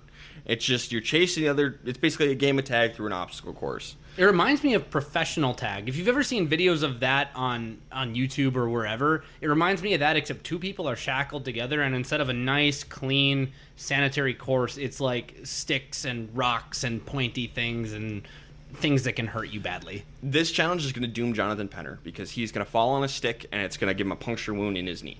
Yep. And this is going to end up taking him out of the game. But Parvati and Amy and Chet all get hurt too. It's a mess. So this challenge has been banned. We never see it again. For the best. For the best. I rarely say that, but for the best. Yeah. Oh, is this the one where Joel just murders Chet? Yeah, Yes. Joel's dragging Chet around. I mean, it's not a great situation. No. But I would be lying if I didn't say it was kind of comical to watch. Yes. I understand. Like, on paper, it's funny. It's like watching Wipeout and like, oh, that's hilarious. And then you find out someone on Wipeout died. Oh. So Ira wins, and they're celebrating their reward, getting like the fire going, ready to cook some meat, and the tide comes in and washes their fire out because their camp is such trash. And so the favorites just build them a new camp. It's like, we'll take it from here. And by the way, James has a beautiful confessional where he's like, I can't believe they're alive. They should be dead. Poor things. It's like he's talking about some poor starving cats. Oh, poor things. Well, let me take care of you. Put you in my big old muscles to take care of you. And they basically have to start over. As they probably should. So, one of my favorite moments in Survivor, one of the funniest things ever, we have an immunity challenge. It's first you have to throw some rocks and break some panels to release your puzzle pieces. And then you build a puzzle. So, they're throwing the rocks, they're doing the challenge. Malakal they're hitting them and they're breaking like easy. It's just like glass. They're throwing the rocks and they're breaking the panels, but the way they're falling, they get stuck as they're falling. So the thing is shattered, but it's not falling apart, releasing their puzzle pieces. And Malakal's pulling ahead, and Jonathan Penner's, boo, boo, we call BS. And Jeff Probst is like, shut up, Penner. They have the same tiles. They have the same size rocks. Everything is equal. Shut up. So Penner goes up to throw again. At an already broken one. James has already hit this one. It should have fallen, but physics BS has kept it from falling. He hits it with a rock, something breaks, and again, it doesn't fall out. And Penner goes, I mean, my ass! And I cannot do it justice because I can't do Penner's voice perfectly. So everybody go Google Jonathan Penner Survivor. My ass and watch the video. Now, it's incredible. Josh, you're our memorability yeah, consultant. absolutely. I would like to submit this from the pre-merge as a nomination for most memorable moment because when it happened, again, I'm well versed in Survivor lore. I'd filed this away into some archive in my mind of things that I find very funny, but I'm not gonna remember and recall until they become relevant. The second I heard him say it, everything came flooding back. I'm like, Ryan has shown this to me in some drunken stupor before. And I died laughing. I died because the cadence is perfect. The emotion is ridiculous.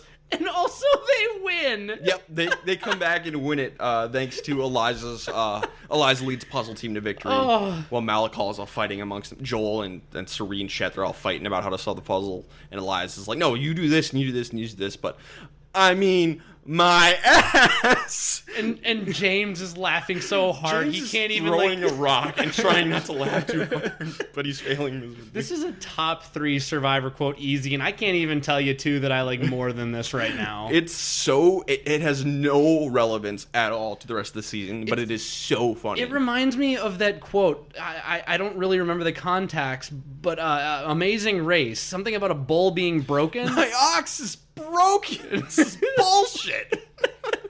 That's the best moment in the Amazing Race history, besides maybe the watermelon to the face. The watermelon to the face. That's what I. Yeah, I think the watermelon to the face has surpassed it, but the most memorable quote from the Amazing Race is Colin shouting, "My ox is broken. This is bullshit." So I compare these 2 moments on these 2 great reality series, and again, just go watch it. We don't do it justice. Yeah. It is so funny. It is so funny. Maybe just watch the entire pre-merge just for this. Yeah. I die every time I think of this and watch the clip. I die laughing. I couldn't remember when this actually ended up coming up. I was pretty sure it was soon here, just given the time in the season. But I'm very glad it ended up coming up. Amazing. So on Malakal, it's 4-4, and Eric and Joel decided to turn on Chet. You're doing this now? You had 2 opportunities to vote on Chet in the past. You have this working relationship with him now. Yeah, he's terrible at the challenges, but do you really want to be in a deficit to the favorites? Why would you turn on him now? Yeah, this is not the time to do it. I get the whole thing where, who knows, maybe you vote Chet out and then you're a strong enough tribe to not have to worry about being in the minority. Or you can just not do that. Yeah. This is the shimmering example of why favorites have the advantage over the fans. Because do you want to know why? They're not going to bring someone or anyone this stupid back. It makes no sense to turn on your own right now in a 4v4 situation. At least not this easily. Not without a good reason. And frankly, the only one who should consider flipping right now is Chet. But he did himself no favors, so the favorites are targeting him anyway. Because yeah, if you're last in a group of 4, flip. I have no problem with that. Because you need to try and better your odds. Well, you made your bed. Congratulations. And Chet doesn't even flip until Sheree and Forbes are like, hey, we're coming after you tonight. Joel and Eric are on board. I don't like that. You want to turn it on Joel? And they're like, okay. Right. Fair enough. So it wasn't even his idea to save himself. So it ends up being 6 votes for Joel, 2 votes for Chet. Honestly, should have been Chet. The favorites had the choice of taking out Joel or Chet. It should have been Chet. And I'm going to disagree. I actually really like the move to take out Joel because if you've got someone who's going to try and impose their will at every turn and you're the favorites, you're like, no. We can get rid of Chet whenever we want to. I think this is a grade A choice by Suri to take out Joel, and I think it was good for the favorites to be like, you know what? Yeah, we need to get rid of someone who's going to try and be like issue the clarion call for the fans to come together. So it just doesn't make sense to... Guess how many times they're going to lose in a row, this tribe? Let's be clear. Every immunity challenge. Let's be clear, though. Almost none of those were brawn-based. Joel would have, I think, contributed very little in all of the challenges that they lose. More than Chet. More than Chet, but also Chet wasn't a huge liability. I think there's another one, or there's been two, where he doesn't even get a chance to compete because they lost so badly. That's fair. That he didn't even get his opportunity to lose it for them. So I think from hindsight we're fine, and I think from a current perspective and a strategic standpoint, it is fine to get rid of Joel here, and I stand by it. I disagree. Should have been Chet. Here's the thing: if as the favorites you have, if you're confident enough in the 4 that you have, I think that should be Chet. If you're not as confident, I think that should be Joel. Just because either way, it doesn't really matter. Then if you lose a few more, or if you're gonna be really disrupted by someone like Joel, if you think that like he's gonna just disrupt everything and like get wild votes out there, you don't really need to worry about that. Just because you have a really nice core 4 right there. So I'm good with it being Chet because it just increases the chance that you're not going to lose. Derek, who do you have for best player of the episode? I actually had Suri. She's playing a very rigid game. She's got her foot on the throat of the pre-merge right now. And it was really her driving force that got Joel sent home. And I thought Joel was a better choice for the favorites because now you're left with Chet, Tracy, and Eric. All people who are... Tracy isn't really, but Tracy's got something good with Amy at the very least. People who can be controlled to a certain extent. Joel was not like that. He was very unpredictable, and I think that this is kind of their best case scenario for this late in the pre-merge and still wanting to hold more of that social control, not worried so much about... Because now the favorites, they can just pick off Chet, Tracy, Eric, if they want. If you're not at a merge by then, you deserve to lose one of your 4. So even just from an odds perspective, I like getting rid of Joel here while you can. I like it for Cerise. I'm going to agree that Cerise is the best player, and she was the driving force behind the Joel vote, which I think was a good move for her. Because her thought process was like, oh, we're getting rid of Chet because he's weak in challenges. If we keep going down the road, they're going to get to me. I'm not okay with that. Fair enough. So I think this is a good move for Cerise. So Cerise. For my worst player, I landed on Eric. Because Eric, along with Joel, were the first two who were like, yeah, let's just go ahead and turn on a fellow fan. I understand that Chet's kind of a 0, but now you're down in numbers to people who know how valuable numbers are in this game. And he was left out of the vote, and that's the biggest thing for me. He was the only other person out of the vote, and I thought this was enough to make him worst. I had Ozzy. He told 3 people about his hidden immunity idol, and he eliminated Joel over Chet, which I think is a very bad move for Ozzy. Of the favorites, I think this is the worst for Ozzy. So Ozzy's my worst.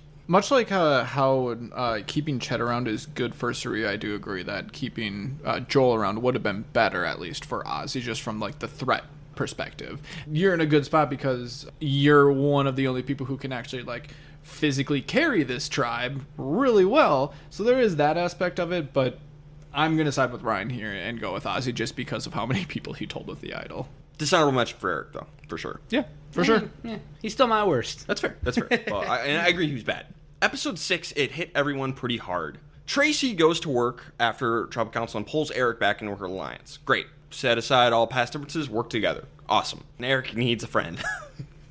I need someone. Hot take. Tracy's good at Survivor. Tracy's underrated Survivor player. I think that if Tracy was put on a season of all newbies, she would have been able to go very far. Yeah, I think she could have done some serious damage on a newbie season. Agreed. Ira ends up winning reward, and they send Chet to Exile Island, and Jason goes with. Poor Chet. Just dying. So apparently what happened with Chet is he stepped on a piece of coral and got it lodged in his foot is apparently what happened. That's why he's just dead. Also, because he was not physically prepared for this show. Right. But that didn't help. But why not send Amy, Suri, or Ozzy, who had all already been there? You had 3 people who had already been to Exile. Send one of them. This is a bad move. I would say don't send Ozzy, because I think that of everyone over there, Exile hurts Ozzy the least. Because he'll just fish, he'll build a fire. He'll be happier over there. And then, like, you're giving him another opportunity to find an idol. As a big physical threat, you probably don't want him to have that. Sure. Send Suri. Send Suri. I think that would be the optimal choice. Granted, they are going to basically kill Chet by sending them in there. It's going to work out pretty well. But still, that's results-oriented thinking. That's a bold move, Cotton. Sadly, Jonathan Penner is pulled from the game by medical because he's got an infection in his knee, which could be fatal if they don't get it treated. And this was after injecting, it looked like with steroids or some disinfectant. Yeah, they treated it once. They stitched him up, they bandaged it, they checked it like the next day, and they're like, you don't have a choice. Like, we got to pull you. So Penner is out of the game. It's really sad. The only good news is Penner will play again. You guys want to see it? Here's the thing. I love Penner. I want to see him on a talk show. I want to hear him on my podcasts. I don't know if I need to see Penner a third time. I will, and I do, and I'll stick true to this. If you get medevaced from the game and you were in a pretty decent position at the time, I'm always okay with you getting to come back and at least like close the knot. You know, just put a loop on it, and it's fine. So I will allow it, but had he been voted out a second time, I'd be like, you know what, I probably don't need to see you play again, even if I love you as a person and as an orator. So that's my opinion. I'm the exact same way. If this would have been a vote out instead of a medivac, then I would have been perfectly fine with him not playing again. Since we didn't get to see him cause his own downfall, which we were starting to already get shades of first season Penner just a couple of times, so it probably would have ended up happening anyways. I would like to see it one more time. Put Penner on every season. To no one's surprise. Every season. I will just add on to this. I think this is one of the more emotional moments of Survivor, especially through 16 seasons, but even just from what I can remember in general, because you know that he put up a much bigger fight than what we saw. Yeah. And he ended up just kind of going quietly, and he made sure to let his tribe know, like, this isn't my choice. And I love how far Jeff went afterward to say, we pulled him. He did not quit. He would have sooner sawn off his own leg than left this game. So I think that just illustrates the respect that not only his fellow castmates had in their reactions to him leaving. I mean, Kathy was really torn up about it. This is the saddest medivac, for sure. Sure. And then anecdotally, just because I want to throw this in, and we're here to have fun, I was talking with my wife, and Penner had been given kind of a villainous edit because, you know, he's very talkative, he's very outspoken, he had that argument with Suri, and she's like, he just doesn't seem like a likable guy, and I'm like, listen, Penner is probably one of the most likable Survivor contestants outside of the game ever. And I think the way that his tribe reacted shows that even just in normal everyday camp life, he's easily one of the most loved. And my wife was like, well, I wish they would have shown that more. And I'm like, you know what? Me too. Yeah. Me too. So I love Penner. He's in my top 5 favorite contestants of all time. I do love Penner. Bummed to see him go here, but I'm glad we're going to get him back. And since he was all our winner pick, we will get the chance to make new winner picks, but we do it at the end of the episode because that's when we would have done it had we watched it live. Yep. Amanda, Suri, and Ozzy kind of bashed the fans behind their back, talk a lot of trash, which annoys Amy, because Amy seems like a really nice person and doesn't like trash talk like that. That was kind of true in Vanuatu, it's true here. And Amy's like, maybe I'll flip. I like the fans more. All right, Amy. And you know what? I can't fault her because she was not in with them. Right. So if someone's going to flip, Amy's not a bad choice. As I said earlier, I would have been on board with Chet flipping over because he was bottom of his fans alliance and people were targeting him. Amy's kind of on the outs on the favorites alliance. If you want to flip over and you think that your odds are better over there, who am I to say I am not on the island with you? Jason finds the fake idol, the stick-looking idol, and falls for it hook, line, and sinker. And we even get a quote from Ozzy, I hope Jason finds my idol. Talk about calling your shot. He's like, I think, because he seems very gullible, or I get the sense that he's super gullible. And then they show Jason finding the idol. Wow, this is good. This is great. It's got a face. It was in the spot. It must be. Oh, Jason. At the immunity challenge, Jason announces, couldn't find the idol, I think Ozzy's got it. All right, not bad. Yeah, talk about, like, whether or not it's for the right reason. I was saying, like, falling backward into the right answer still counts. Yeah, sure. Why not? 'Cause, I mean, I think that's a perfectly good move. If Jeff is going to ask you, like, up front, like he did, you know, did you find the idol? Spend any time looking for the idol. Yeah, and he's like, yeah, I didn't find it. I think Ozzy might have found it already. That is a beautiful deflection. Throw some shade. There you go. Throw some shade. IRI wins immunity because they break the challenge. So the challenge is, and we've seen this before, they have 2 posts that they, and basically they're supposed to leapfrog a person across. You know, two posts, and then the idea is that, like, you step from one post to the other post, you get to the further platform, and then once you're across, you go back, you do it with someone else. Yeah. What season did we see this in? Cook Islands. It was Cook Islands. Okay. You step onto the first one, you step onto the second one, the first one moves, and you just kind of like leapfrog your way across the challenge. Nope, because we have James on this tribe. What they're gonna do is they're gonna, I think it was Parvati is gonna step onto the platform. Eliza and Parvati, and they're gonna hold on tight, and the tribe is just gonna carry them across. They break the challenge. Mm-hmm. It's awesome. And Jeff gives them every prop. Yep. Did not see this coming. Never ran it like this, but it works. And so Ira kicks Malakal's butt. It wasn't even close. Another thing that is memorable from this season. It's something that you don't really think of on the outside, but now that you're talking about like them carrying across on like the little post thing, yeah, I can absolutely picture it. Chet asks everyone to vote him out because he's dead. Chet is a corpse. Damn it, Chet! Eric, Tracy, and Amy, they want him to stay in the game so they can blindside Ozzy. An epic move. I love it. It would have been so cool. But Chet refuses. And Chet kind of sucks. Because Chet, all you gotta do is go along with his vote, knock out Ozzy, and then quit 2 seconds later. Boom. You screw so many people's games up. He screwed Eric, Tracy, and Amy over so hard. And, you know, who cares? It's Amy and Eric. You're not that close to them. But you screwed over your closest ally, Tracy, hardcore by doing this. Yeah, I don't really care for Chet. It leaves a really bad taste in my mouth because I don't know if his line of thinking is, well, that doesn't feel like it's fair to Ozzy. Yeah, but I mean, equally so, this isn't fair to Tracy because in theory, the move is there. Amy has expressed strong interest in making a move right now. Okay, make the move, quit. At least you're not leaving your closest alliance member who's made you feel included by all accounts, at least by all edit accounts anyway. You're leaving her out to dry. This is ridiculous. Honestly, they shouldn't have voted for Ozzy. It should have been Suri. Because challenges, you kind of want Ozzy around.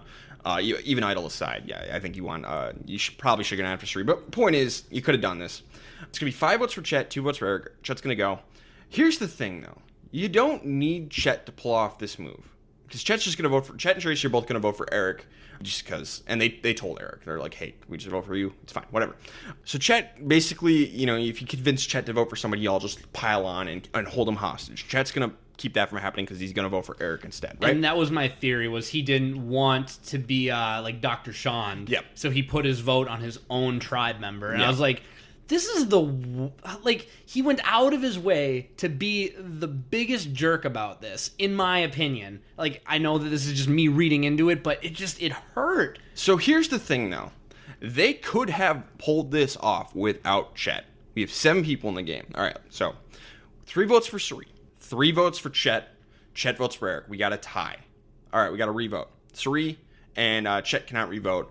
But Eric can. It would be Amanda and Ozzy on one side, and it'd be Amy, Tracy, and Eric on the other. You got the numbers. So even without Chet, you force a tie, they lose one of their numbers, and you can pull this off. They could have made this move work without Chet, and they don't. So that's bad on the favorites, in my opinion. Well, that's bad on Amy. Amy, Tracy, and Eric. Yeah. They could have done this. More so on Amy, I would say, because she should know. Yeah. So we do some basic math and figure it out. They could have pulled this off, and they don't do it. Suri should have been the one to go home here. And I would say Ozzy was a fine move sure. as well. But if you want to win challenges, Suri. Yeah. Very, very bad move. So 2 people go home in this episode, so we do have the option to give 2 bests and 2 worsts out. So I'll go first. I only give out 1 best player. Me too. And I just gave it to James just because his performance in the immunity challenge just was so epic. He broke the challenge. I sat here forever trying to think if there was something to do with like the strategic side, but I was so bothered with everything that happened. I was like, nope. And I also wrote down James. Worst player, I have 2. And I'm going to give it to Amy and Eric for not seizing the opportunity to take out Suri or Ozzy. Tracy is also in there, but she at least made the move to pull Eric back into her alliance and re-mend that fence. And she was the one who initiated that. So between those 3, I think Tracy played the best. So Amy and Eric are my 2 worst players of the episode. I only picked 1, and I did end up picking Tracy. If I were to pick 2, it would be Tracy and Amy. And the reason that I picked Tracy over like an Eric is because Chet, love him, hate him, was Tracy's closest ally, and she was not able to convince him to help her make one final move before quitting. And I know that that's more on Chet than Tracy, but we've seen her work her magic before on Joel, granted. Joel. So I landed on Tracy, but if I were to give it to, it'd be Tracy and Amy. So I feel like we're kind of on the same wavelength here. Especially, I hadn't thought about the fact that mathematically they can make this move work, so that makes me think more poorly of Amy, who, by the way, I think any failed coup attempt, like a failed flop is just as bad as a successful flop with less to show for it, because we're going to see eventually how this comes back to bite you. Yeah. So, Josh, of those 3, I actually don't remember. Was the whole Amy thing known then that she was trying to pull something? No, not yet. No. Okay. No. That's gonna. But at this time, it was not. It was not yet. Okay. I feel like it would be more on Eric and Tracy then, just because where it's at right now, Amy, it's more of a lost opportunity than a negative. Okay. It could have been a huge positive that just didn't end up happening. It's splitting hairs between these three, so it's fine. Guess what? We all lose our winner pick. So Derek, who did you move on to from Penner? Oh boy. So my process of elimination here was every fan, bye. I mean, strictly from edit, I could eliminate every single fan on the board. The only one who's had any decent time at this point has been, I think, like Tracy. And Eric is starting to get more just because that tribe is getting whittled down to nothing. But every fan, gone. Now, because Penner is gone, our favorites are down in the numbers on the other tribes. So like Parvati, James, and Eliza, I don't want to pick them because they're down in the numbers. And I think that the fans over there are at least smart enough to know that 4 is bigger than 3. Which leaves me with Amy, Suri, or Ozzy, or Amanda on this tribe. Amanda's got no screen time, absolutely no development, and she's still showmancing with Ozzy. I don't want to pick Ozzy, so my 2 choices are Amy and Suri. Suri has been playing such a rigid game and has been, in my opinion, in many precarious situations. I didn't want to pick her, and I love how Amy is like, you know what? I think we shouldn't underestimate these fans. We need to try and give them more. I'm going to try and make a move. I'm going to keep my options open. I landed on Amy. Josh, do you remember who you flip to? I guess that would make sense. So who are you switching to? I'm not going to fault the favorites so much for being outnumbered yet, just because they can't take out everyone before the merge. So I think that I can still consider some of them. It's really hard to tell who would be the first targets, though. So if you're looking at it from that angle, I see why you might rule them out on IRI. Much like Derek, I'm not going to consider any of the fans. And then I'm also not going to consider anyone who might be the giant threats like Ozzy and James.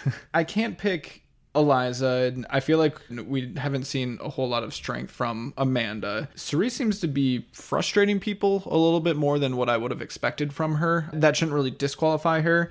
So the final 3 that I'm looking at are between Suri, Parvati, and Amy.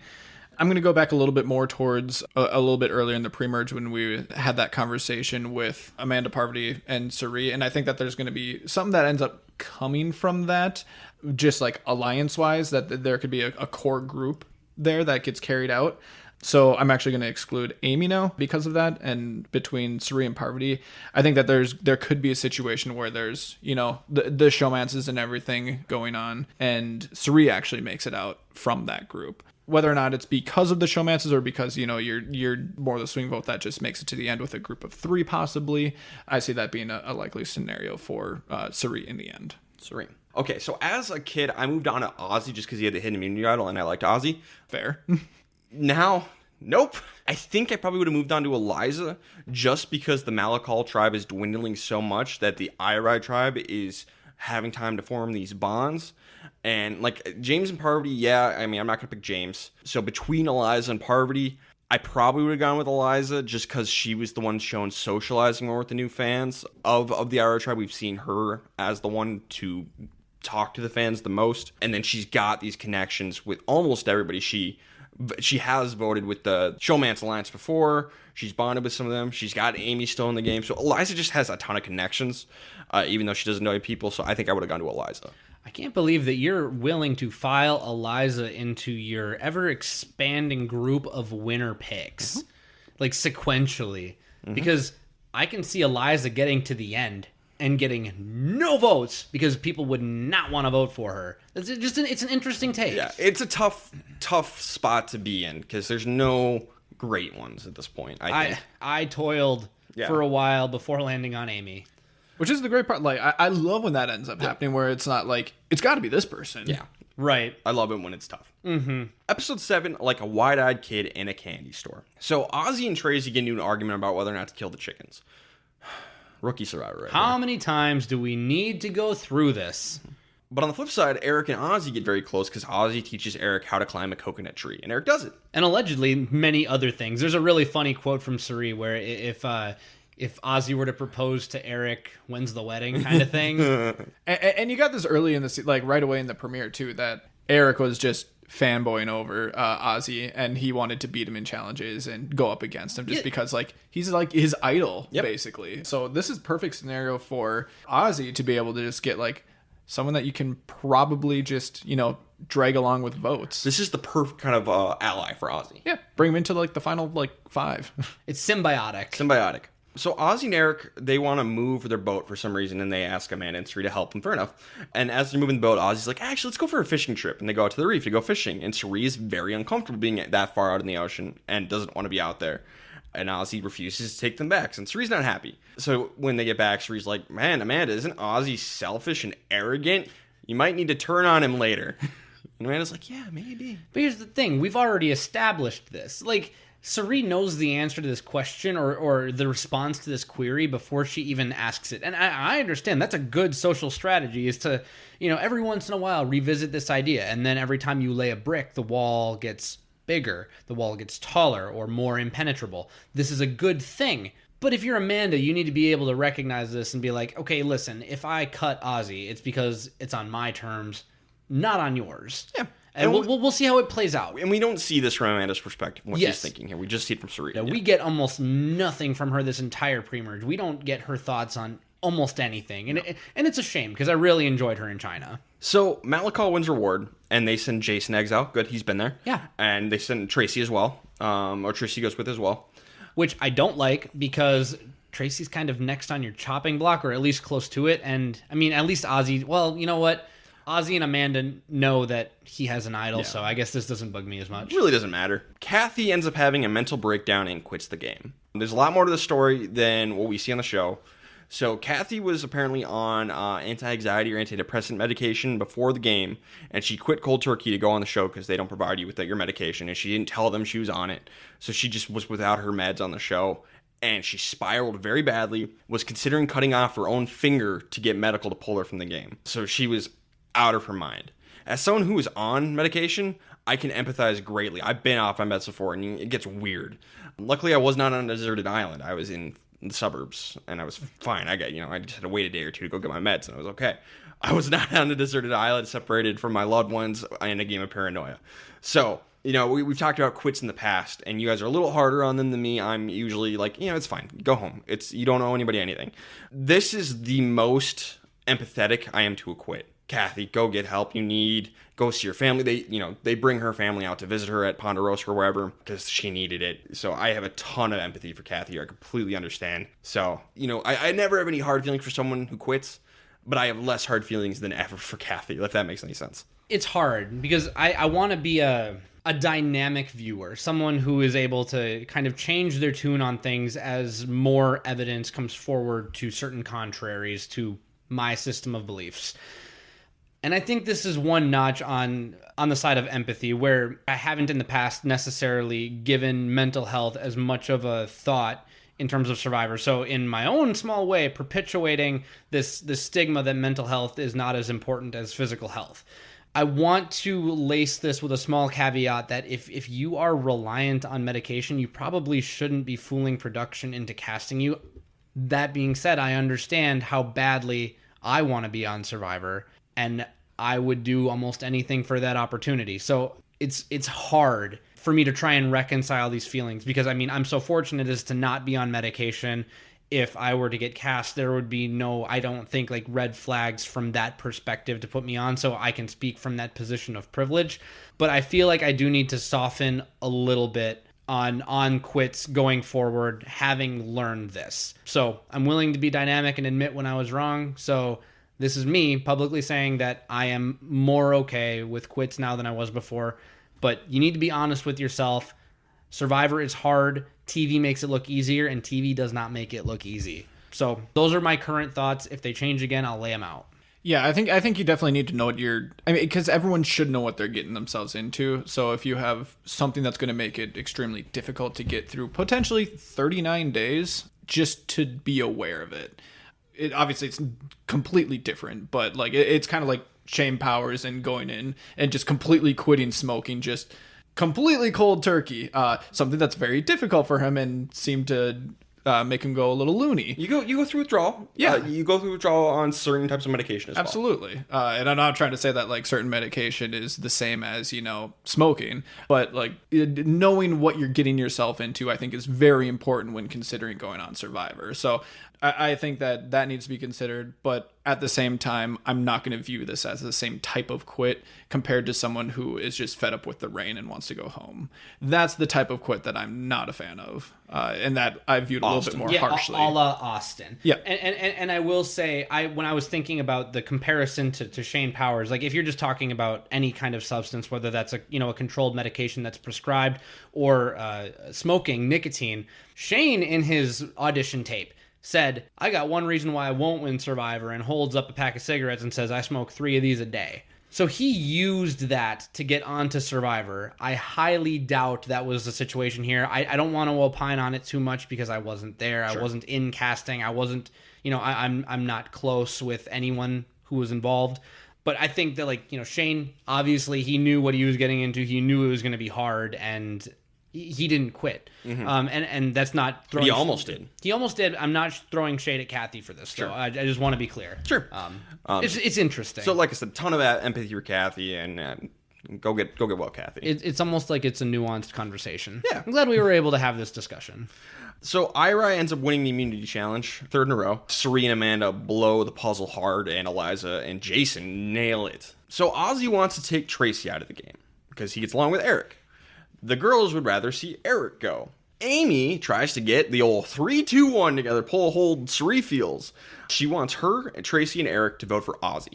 Ozzy would vote for Tracy, and Amanda and Suri would vote for Eric. Amanda doesn't want to turn on Ozzy yet, though. She doesn't want to do this because it would piss Ozzy off, and she doesn't want to blow that bridge yet. Great, that's fine. Totally fair, Amanda.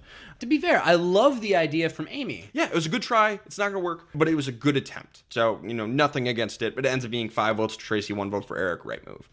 You can't pull it all together sometimes, and you just got to go to the default. And Tracy was a fine enough default. Really, either of them, I think. I don't think it really matters between Tracy and Eric. And I just think Eric's so good in the challenges. He needs something. We lose 2 people here, Kathy and Tracy. You can give out 2 best and 2 worst if you so choose. Derek, who are your best players? I gave out 1 for each. My best was Amanda, and that was because she was able to keep Ozzy, keep the bridge intact, and she was able to also sever the Amy-Tracy tie. Whether or not she knew how strong that was, I'm not sure, but sometimes if you make the right move, good things just happen. So I had Amanda. I gave 1 to Eric and 1 to Suri. Eric, because he got so close with Ozzy, which ended up saving him. He sent Jason to exile, and he turned on Tracy when he realized it was a lost cause. Suri, she won the reward challenge for her tribe. She did some work to try and get Amanda a little wary of Ozzy, and she was willing to let go of Tracy when she realized Ozzy wasn't going to budge. She lost some of her rigidity in this episode. And I will say one thing that knocked Suri down for me was that she blew the puzzle so hard. And I don't hold that against them too often, just because it happens sometimes. I understand. But, so I had Eric and Suri, you had Amanda. Josh. Reminder that Amanda was able to drive this vote a little bit more, and we usually factor that in. Yeah, I'm definitely going with Amanda here. Both Eric and Suri seem like washes to me, more than anything. It's almost like Suri did less, and that was like additive to her game. I think that Eric was in a more precarious situation, and I'm not necessarily trying to sway you, but if I were to pick a second, I would pick the person who did enough to stay. I was gonna say I think I'm gonna go with Eric just because of being close with Ozzy. That could have saved him. It probably did save him, and between a choice of 2 people going home, he didn't. So Amanda and Eric. Okay. How about worst player? I actually landed on Amy because she lost Tracy, which was a good context she had over on the fan side. And there was, for the second episode in a row, a failed coup attempt by her. At some point, this is going to add up. And again, I wrote this before even next episode. So I had Amy. Everything is kind of falling apart right now.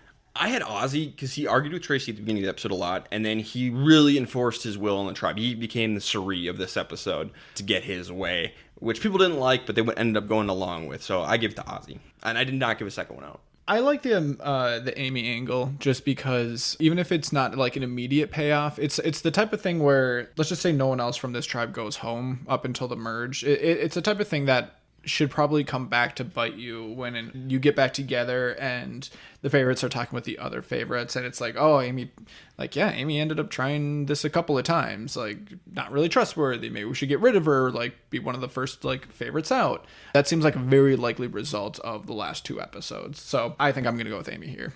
Okay. Last episode 8, A Lost Little Puppy. Ozzy has become very paranoid. Good! People have been trying to get to you for a while now, dude. You should be gone. The old adage where if you feel comfortable in Survivor, you're probably next. Somehow that hasn't been Ozzy for the last 2 votes, even though he's been close. And the type of player like Ozzy, you should automatically, like, within the last couple of votes before the merge, that's when you should be on the highest of alerts, because that's a perfect time and place to get rid of you before you can just carry it out through all the individual immunities. Amy tries to reassure him, like, dude, we're good. But she comes on a little strong, so Ozzy's a little suspicious of her. Fair. Yeah, that's very fair. You should not trust Amy, Ozzy. Parvati makes a Final Four alliance with Alexis and Natalie and plans to bring in Amanda. And she's like, yeah, we'll just cut James and Ozzy when we get the chance. All right, Parvati is building her options. I like it. So we get a little bit of a twist. Each tribe gets to vote someone else out of the challenge. So they get to pick someone from the other tribe to not compete in the challenge. That person will go to exile, receive immunity for that episode. So they can't be voted out that episode even if they lose. But they can't compete in the challenge. So Ira picks Ozzy. Shocker. Probably a good move. It mentioned balance in the clue. So Yes. Malakal picks Alexis because they figured that she was good at balance. Fair enough, whatever. Yeah, that's a good enough reason. I will say, though, they should... The favorites in particular who dominate that tribe should be thinking about the fact that the fans still outnumber the favorites over there. You should probably have picked someone who you want to see make it, no matter what. They should have picked a Parvati, or they should have picked an Eliza, or someone that they think that they can hang their hat on. So I was very disappointed to see them pick a fan. It didn't make a lot of sense to me. Like, I understand selling out to try to win the challenge, but how much of a difference is one person going to make, especially when Ozzy, the big difference maker, is already on your team? Yeah. So I think there was a missed opportunity here to guarantee safety for a Parvati or for an Eliza. Sure. So Ultimately a nitpick, I would say, but it's a nitpick, but like I think I agree though. but immunity is no small thing. Yeah, that's so fair. that's my thought. So they go to exile, and Ozzy finds the idol is gone. Somebody's got the stick. And he does that, like, it was Alexis, and he's like, oh, it's not there. Oh, Nothing weird. there. I wonder if this is the rock on the tree branch. I'm like, dude, why don't you just tell her that you found it? Like, No, this is better. So this challenge is really just Jason v. Eric in this epic showdown. They have to keep running this gauntlet over and over and over. It's epic. And Jason ends up winning because Eric takes a pretty hard fall to the chest. Mm-hmm. But yeah, it was epic showdown. Ira wins immunity for the 4th time in a row. So Malakal's going back to Tribal Council. It's going to be Eric, it seems. But Eric goes to work and just throws Amy under the bus repeatedly. And then gets in the bus and backs over her and then drives over her again. And then backs it up again. Over and over and over. But Amy gets up and tries to throw Eric under the bus. It's just repeated bus throwing on each side, and I love it. Is this at Tribal? No, this is before. This is all before. So essentially, Amy takes a walk on the beach, and Eric goes up to Suri and Amanda and says, and by the way, Ozzy's still on exile, and is like, listen, Amy was planning on betraying you guys for the last 2 votes.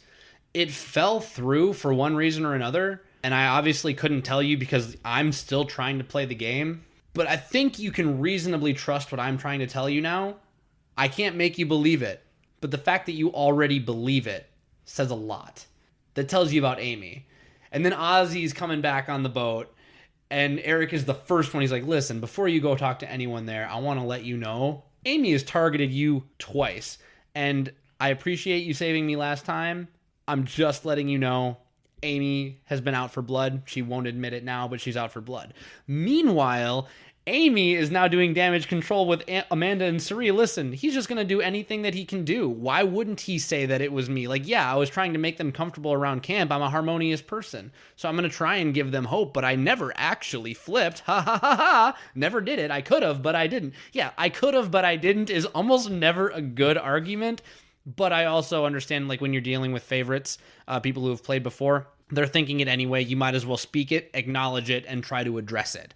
So this was a really good verbal battle between Eric and between Amy, and I think both of them made the best arguments that they could for them to be kept around. It's just the truth was on Eric's side. But the truth is on Eric's side. But who's going to believe it? That's the thing. It sounds like both of them did as good of a job as they could. Pretty much, yeah. 100%. Awesome stuff. Amy even turns on the waterworks. Oh, especially Tribal Council. Yeah. Full waterworks. And it's really sad because I love Amy. Yeah. 4 votes for Amy, 1 vote for Eric. Ultimately, the right move because Amy was the one who was trying to stab Ozzy in the back. Because it was true. It was true. Amanda kind of summed this up a little bit where it really turned into a matter of the devil you know versus the devil you don't know. Yes, I would like to talk about this, but go ahead. Yeah, no, you go ahead. So a lot of people say it's always better to go with the devil you know. And maybe in some situations, but in Survivor, I don't think so. Because especially if the devil you know, Amy, is a skilled manipulative player. The devil you don't know, are they going to be a better manipulator, more dangerous player than Amy? Doubtful. It's possible, but odds are they're going to be less dangerous. I'm going to go with the person I don't know because hopefully they're not as dangerous as Amy. Now, if the devil you know is not a huge threat, fine, go with the devil you know. But the devil you know is the devil. You know, someone who's so good at Survivor. No, you go with the other option. They could be an angel. You don't know. They could be the most wholesome person in the world. And it's Eric Ice Cream. Yeah, yes, he may be from Hell, Michigan, but I don't think he's a devil. So I kind of reject going with the devil you know generally in Survivor. So I generally agree with this. Like, if you've got someone who's sowing disharmony and is willing to play the villain and is willing to cut anyone, you kind of want to cut and cauterize that wound if they're in your alliance as soon as you reasonably can. My one exception is if you have someone who is wild card. I would cut a wild card before I cut the devil I know, because at least you can predict the devil you know. Sure. If you've got someone unpredictable, you probably don't want to keep them around. Eric is puppy dogging Ozzy, and you know that he is probably going to find some way to try and reconnect with the fans. You have no guarantee that Amy is going to go with either you or with the fans. So at least you have a little more certainty there, especially after talking with Ozzy, and Ozzy's like, listen, I think that I've got Eric. I think Eric will roll with me. I think it makes sense for him to roll with me. Amy, I think, is the right move for the majority, all things considered. And I'll even throw in the ambiguity. Like, let's say that you're those three and you don't know who's telling the truth. I think that in that situation, you still go with Amy. So 4 votes Amy, 1 votes Eric. For best player, I had Eric because he threw Amy under the bus repeatedly, and he survived this vote. The truth shall set you free. I think that was the big takeaway, that sometimes, we always say it, information is ammunition, and he's been saving bullets, popping them into his ammo belt with Amy's name on them, and he pulled out all the stops and was able to make it. It's Eric. I don't have a worse player because we didn't really see much of Irai.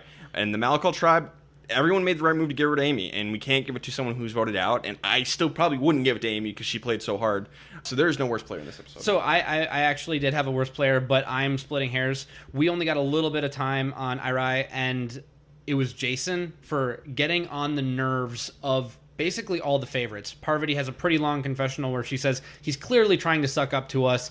It's not working. We're actually pretty annoyed with him. So I went with Jason. Yeah, because he kills a snake in the episode. It was a snake. I think it was a snake. And I think a rat as well. Oh, no, it was a rat, not a snake. And he was trying to be like, yeah, I'm so cool. And yeah, that wasn't great. But then he beast moded that challenge and single-handedly won immunity and probably saved himself. He did beast mode the challenge. I give it to him there. But if I had to pick a worse player, which I think that there are enough people and enough happened, and I'm splitting hairs, I think it is Jason. But ultimately, I guess it's up to Josh. Great. Did he really carry the entire team in the challenge? So it was 5 flags, and he got 4 of them. Eric got 3 flags, and Amanda got 1 for the other one. So he did do most of the work. Eliza got the other one. Yes, Eliza got the other one. So I won't say that he went full Hulk, but it was a reasonably dominant performance. But does that offset the bad? Because if we had anyone who did anything bad, you'd think that that would qualify them as worse. Just because there's a bad event in there, I'll go with Jason. Again, splitting hairs. Boo. But it happened. So, sorry. All right, that's the end of the pre-merge. We made it. We're at the merge. So, Derek, You lost your winner pick. This is normally when we would just talk about, in theory, who our new winner picks would be. But Derek, you actually have to pick a new one because Amy's gone. So who is your new winner pick? So it's hard because I have to try and figure out what is the merge dynamic going to be, because they do tell us in next week on Survivor, there's a merge. Okay, so now I have to consider this group together. And ultimately, that is what dictates my decision to go with Parvati. We've had so many strategic conversations with her. Not only does she have something kind of going on with Alexis and Natalie over here, she still has Amanda and probably to a certain extent Cirie on this other tribe. And now that I know that the favorites over there are no longer outnumbered, we're coming together in a merge. The favorites actually have numbers over the fans. I can kind of pick whoever I want. And if I'm going into edit and I'm looking at who has the ties across all inputs, all people, I think she's got the most and they're the strongest. Parvati. Josh, you currently have Cirie as your winner pick. Would you keep her or would you switch to somebody else? I'd keep her. I just made it last episode, and not much has changed, just in that giant aspect of things. So I have Ozzy, which I don't like. Possible pick for worst player of the pre-merge in my opinion, so I'm not thrilled. He does have an idol, but a lot of people know about that, so I would definitely jettison Ozzy if I had the choice, and I would jump to Parvati too. She's got working relationships with most people, everybody except Eric, who she's never met, and Jason. I think she has a working relationship with everybody else, and the most of anybody else, so I think it's definitely Parvati going into the merge. Okay, so now we have best player of the pre-merge and worst player of the pre-merge. Now, as a reminder, we cannot pick anyone who did not make the merge. We have 10 people to choose from who is the best and worst player of the pre-merge. All right, so I'm just going to go by my usual criteria for a pre-merge. I want someone who is relatively invisible but has options moving forward. I land right back on Parvati. I think this could have gone very differently had Arai lost a couple immunity challenges, but the fact is they didn't. They didn't, and now Parvati has options. She's remained relatively invisible. She's got space to work laterally. I don't think she's on the bottom of any of these alliances. She doesn't have a big target. She's willing to cut James, who is like her showmance. All of her allies know that she's willing to do that and know that she's just kind of playing him, and none of them seem to be bothered by this. So even though the showmance is a big negative, she's done enough to win me back for the pre-merge, and also has proven that the showmance is also strategy, and just because we haven't seen it work yet doesn't mean that it won't work. So, Parvati. Josh? I really want to side with Cirie, but I don't think I can, just because the thing that's pulling me from Parvati is really all of the showman stuff that we talked about right away at the beginning of just this podcast. But we've seen a couple of different times now that she's really displayed that to people as a form of strategy against James in this situation. So it really almost flips it on its head, because the reason why you would have that be a negative for someone is because other people might see it as a threat and vote that person off. But if enough people know that it's a clear strategy for that person and that there's an end game here for that showmance, then it's no longer a weakness and something that could get you voted out. And that applies to both her and Amanda, because I feel like they both have this strategy together. It's just such a tough one. I'm surprised that you didn't really go with someone like Amanda for those reasons. Because you really like the under the radar aspect of it. I think she has more the under the radar than Parvati. So the reason that I didn't go with Amanda was specifically how both of them are addressing these showmances. Because when Cirie kind of approached Amanda like, listen, this Ozzy guy, he's kind of arrogant, she was like, oh, yeah, maybe I need to rethink that. And then immediately goes back to Ozzy's defense when there was an opportunity to take him out. I don't know that was a very smart move, and she's showing that she's a little bit more committal, in my opinion, through the pre-merge, whereas Parvati's like, James, whenever. Like, that's fine. Like, not now, not yet, but, like, if his name comes up, you think I'm going to fight for him? So Amanda was my honorable mention, and I think it was honestly the edit and the screen time that we got from Parvati, because ultimately, even though she had a lot of confessionals, it's not like she made a lot of noise in the pre-merge. So it's sort of an outlier situation that landed me. But I'm glad that you brought it up so as to kind of force me to defend my decision. Amanda's my number 2 with Cirie as my number 3. You're welcome. I think I'll have to go with Parvati then because of that, just because there's a little bit more groundwork that's going on with between the two tribes as well with her, and talking to Alexis and Natalie about potential future alliances once they do merge. So getting those building blocks is a lot more important that I don't think we've really seen from Suri. Yeah, and that's something I forgot to articulate, but I had a note on it, is Amanda's been kind of working to stay alive on her ever-dwindling tribe. Parvati's been able to work her tendrils into new people. So here's the thing. For me, I can't give it to someone on IRI because they are such a question mark. We don't know their true dynamic because they never go to tribal council. And yet we're being shown stuff, but how would it have really gone? We'll never know. So I kind of just forget everybody on IRI just because there's too much question marks there. So I'm going to stick with Malakal. I'm not giving it to Ozzy or Eric. That leaves Amanda and Suri. Amanda, she's fine. She just hasn't been shown doing enough. Suri, I disagree with a lot of what she's doing and how she's doing it. She's been successful, results-oriented thinking a little bit, but that's kind of where we are. You know, best player of the pre-merge is results-oriented thinking almost to this point. So I'm going to give it to Suri tentatively. I don't feel strongly about it, but she has controlled the game to save herself, and you know, she's controlled it and made things go the way she wants to and hasn't had hardly any repercussions. And a lot of people who were mad at her are gone. Some by her doing, some not by her doing. So it's tricky, and I don't feel great about it, but ultimately I'm going to give it to Suri. I think that's very consistent with how you typically approach this this designation, this award that we hand out in the podcast. You do go results oriented or look at how they've impressed upon the game thus far. Yeah. Whereas I think Josh and I try to weigh in who's in the best position starting here while also having done some things in the past, but more camouflage. So, yeah, and that's where I've struggled with flipping back and forth between Parvati and Suri. Ultimately, I'm going to stay what I said with Parvati. I 100% agree with you with Suri, and like I feel like it could tilt one way or the other very easily. Parvati's easily the best on IRI. Easy. It's just, again, we didn't see anything that we don't have any concrete evidence on how IRI would have played out. And from my perspective, I don't think I need that to dictate a vote one way or the other for myself. Yeah. How about worst player of the pre-merge?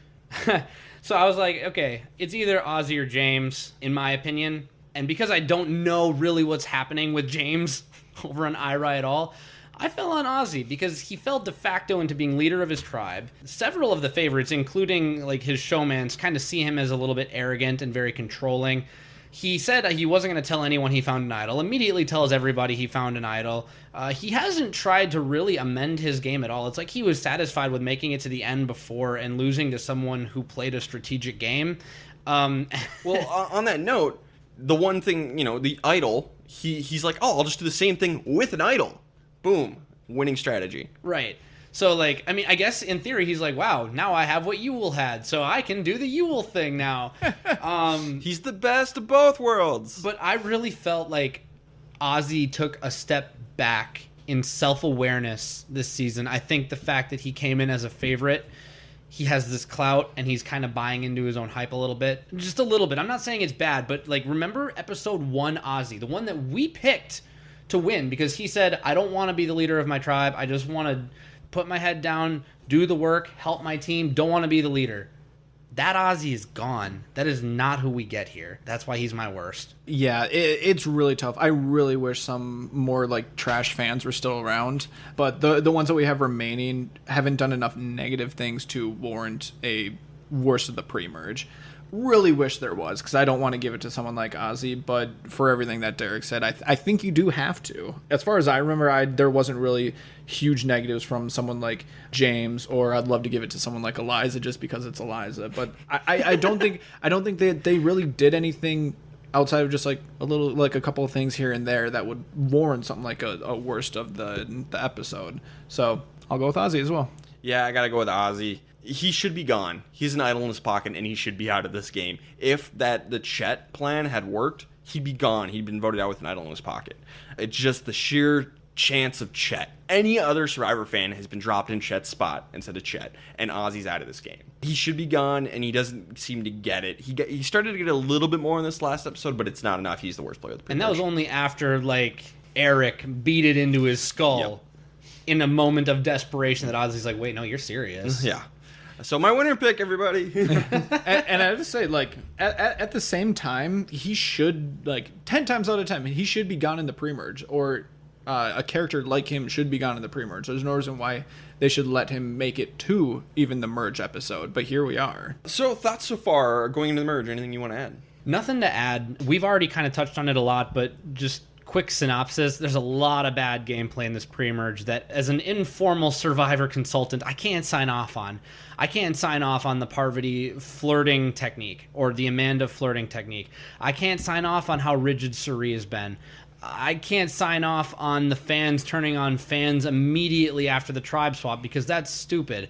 I can't sign off on Ozzy becoming the leader or James falling right into Parvati's tendrils. Like, there are so many things here. I can't sign off on Chet just deciding to leave his people high and dry. I can't sign off on everything that happened with Kathy. I can't sign off on going so hard like Joel where you give Chet a concussion or falling into a stick and getting medevaced and shouting my ass. Like, Oh, I can sign off on the shouting my ass. Okay, maybe I can sign off on that. So there are a lot of things in here of what not to do. This has been a really entertaining train wreck. I've loved it. I'm super excited to see what happens going into the post-merge, though I suspect we're going to see a run on fans for the most part early on, but we shall see. We had no idea what was going to happen here when you have half a season of people who are returned and half a season of newbies that are just there for the pickings. And I think we got a perfectly fine result from it. It's a really weird result with the number of combination of quits and medivacs and like people not being voted out, along with just weird decisions being made overall. So entertaining, yes. Good gameplay, questionable at best. Weather report. There was a lot of rain. This might be the rainiest season. I stopped counting rainy days a long time ago. They seemed pretty miserable all the time. Kathy had a quote where she said, you know, on TV they show it raining for 30 seconds and the sun coming out and they say it's bad, but it rains for like 10 hours. I slept for 30 minutes. We're in this dark cave with bats flying in our hair and water trickling in, and it's cold and we're hungry and there's nothing. And I'm like, well, you sound pretty miserable. This one seems tough. I will say they seem to have plenty of fish, plenty of food. Helps you have Ozzy. It also helps that you have Ozzy, but weather alone or rain specifically, this does not seem like a great season to be on. Yeah, it seems like it's partially responsible for taking down Kathy. Yeah. Okay, last thing is Josh is our memorability consultant. He decides what is the most memorable moment of the season. We're halfway through the pre-merge. Josh, so far, what is the front runner? What is the most memorable moment of the pre-merge? There's actually a couple of memorable moments here. One of them being them carrying him across in the challenge, just breaking it completely. But it doesn't really matter because I think we already talked about it. What is an easy front runner so far for most memorable moment of the season, and that's Jonathan Penner. And I mean, my ass. It's easy. It's gonna be tough to beat, but we'll see if something can. We'll see. I like it. I love it. One of the funniest moments in Survivor history. And it has nothing to do with the game. It's just a random hilarious And moment. that's the beautiful thing about memories. I think it was just a season or two ago that we had Michelle falling off a stand in a challenge. Yep. Also no impact on the season, but it's memorable nonetheless. Just a funny visual and a funny sound clip. Yep. Sometimes that's all you need. And that's it. Next time we're going to be talking about the post-merge of Survivor Micronesia. We'll see how the final 10 do it and who wins the game and how our second or third winner picks, whatever we're on, each of us respectively do, because we did very poorly out the gate. It happens. It happens. So we'll see how this goes. I'm excited to see Derek's reactions to what happens next. It's gonna be fun. Anything else, you guys? I don't think so. Let's get into the post-merge eventually. Let's go. All right. Follow us on Twitter at Castaway Pod. And go ahead and give us those 5-star reviews that we like so much. Favorite number of stars is 5 or higher if possible. And again, we will read out those 5-star reviews on the podcast if you leave them. All right. This has been the Castaway Consultants. Got nothing else for you. Good night.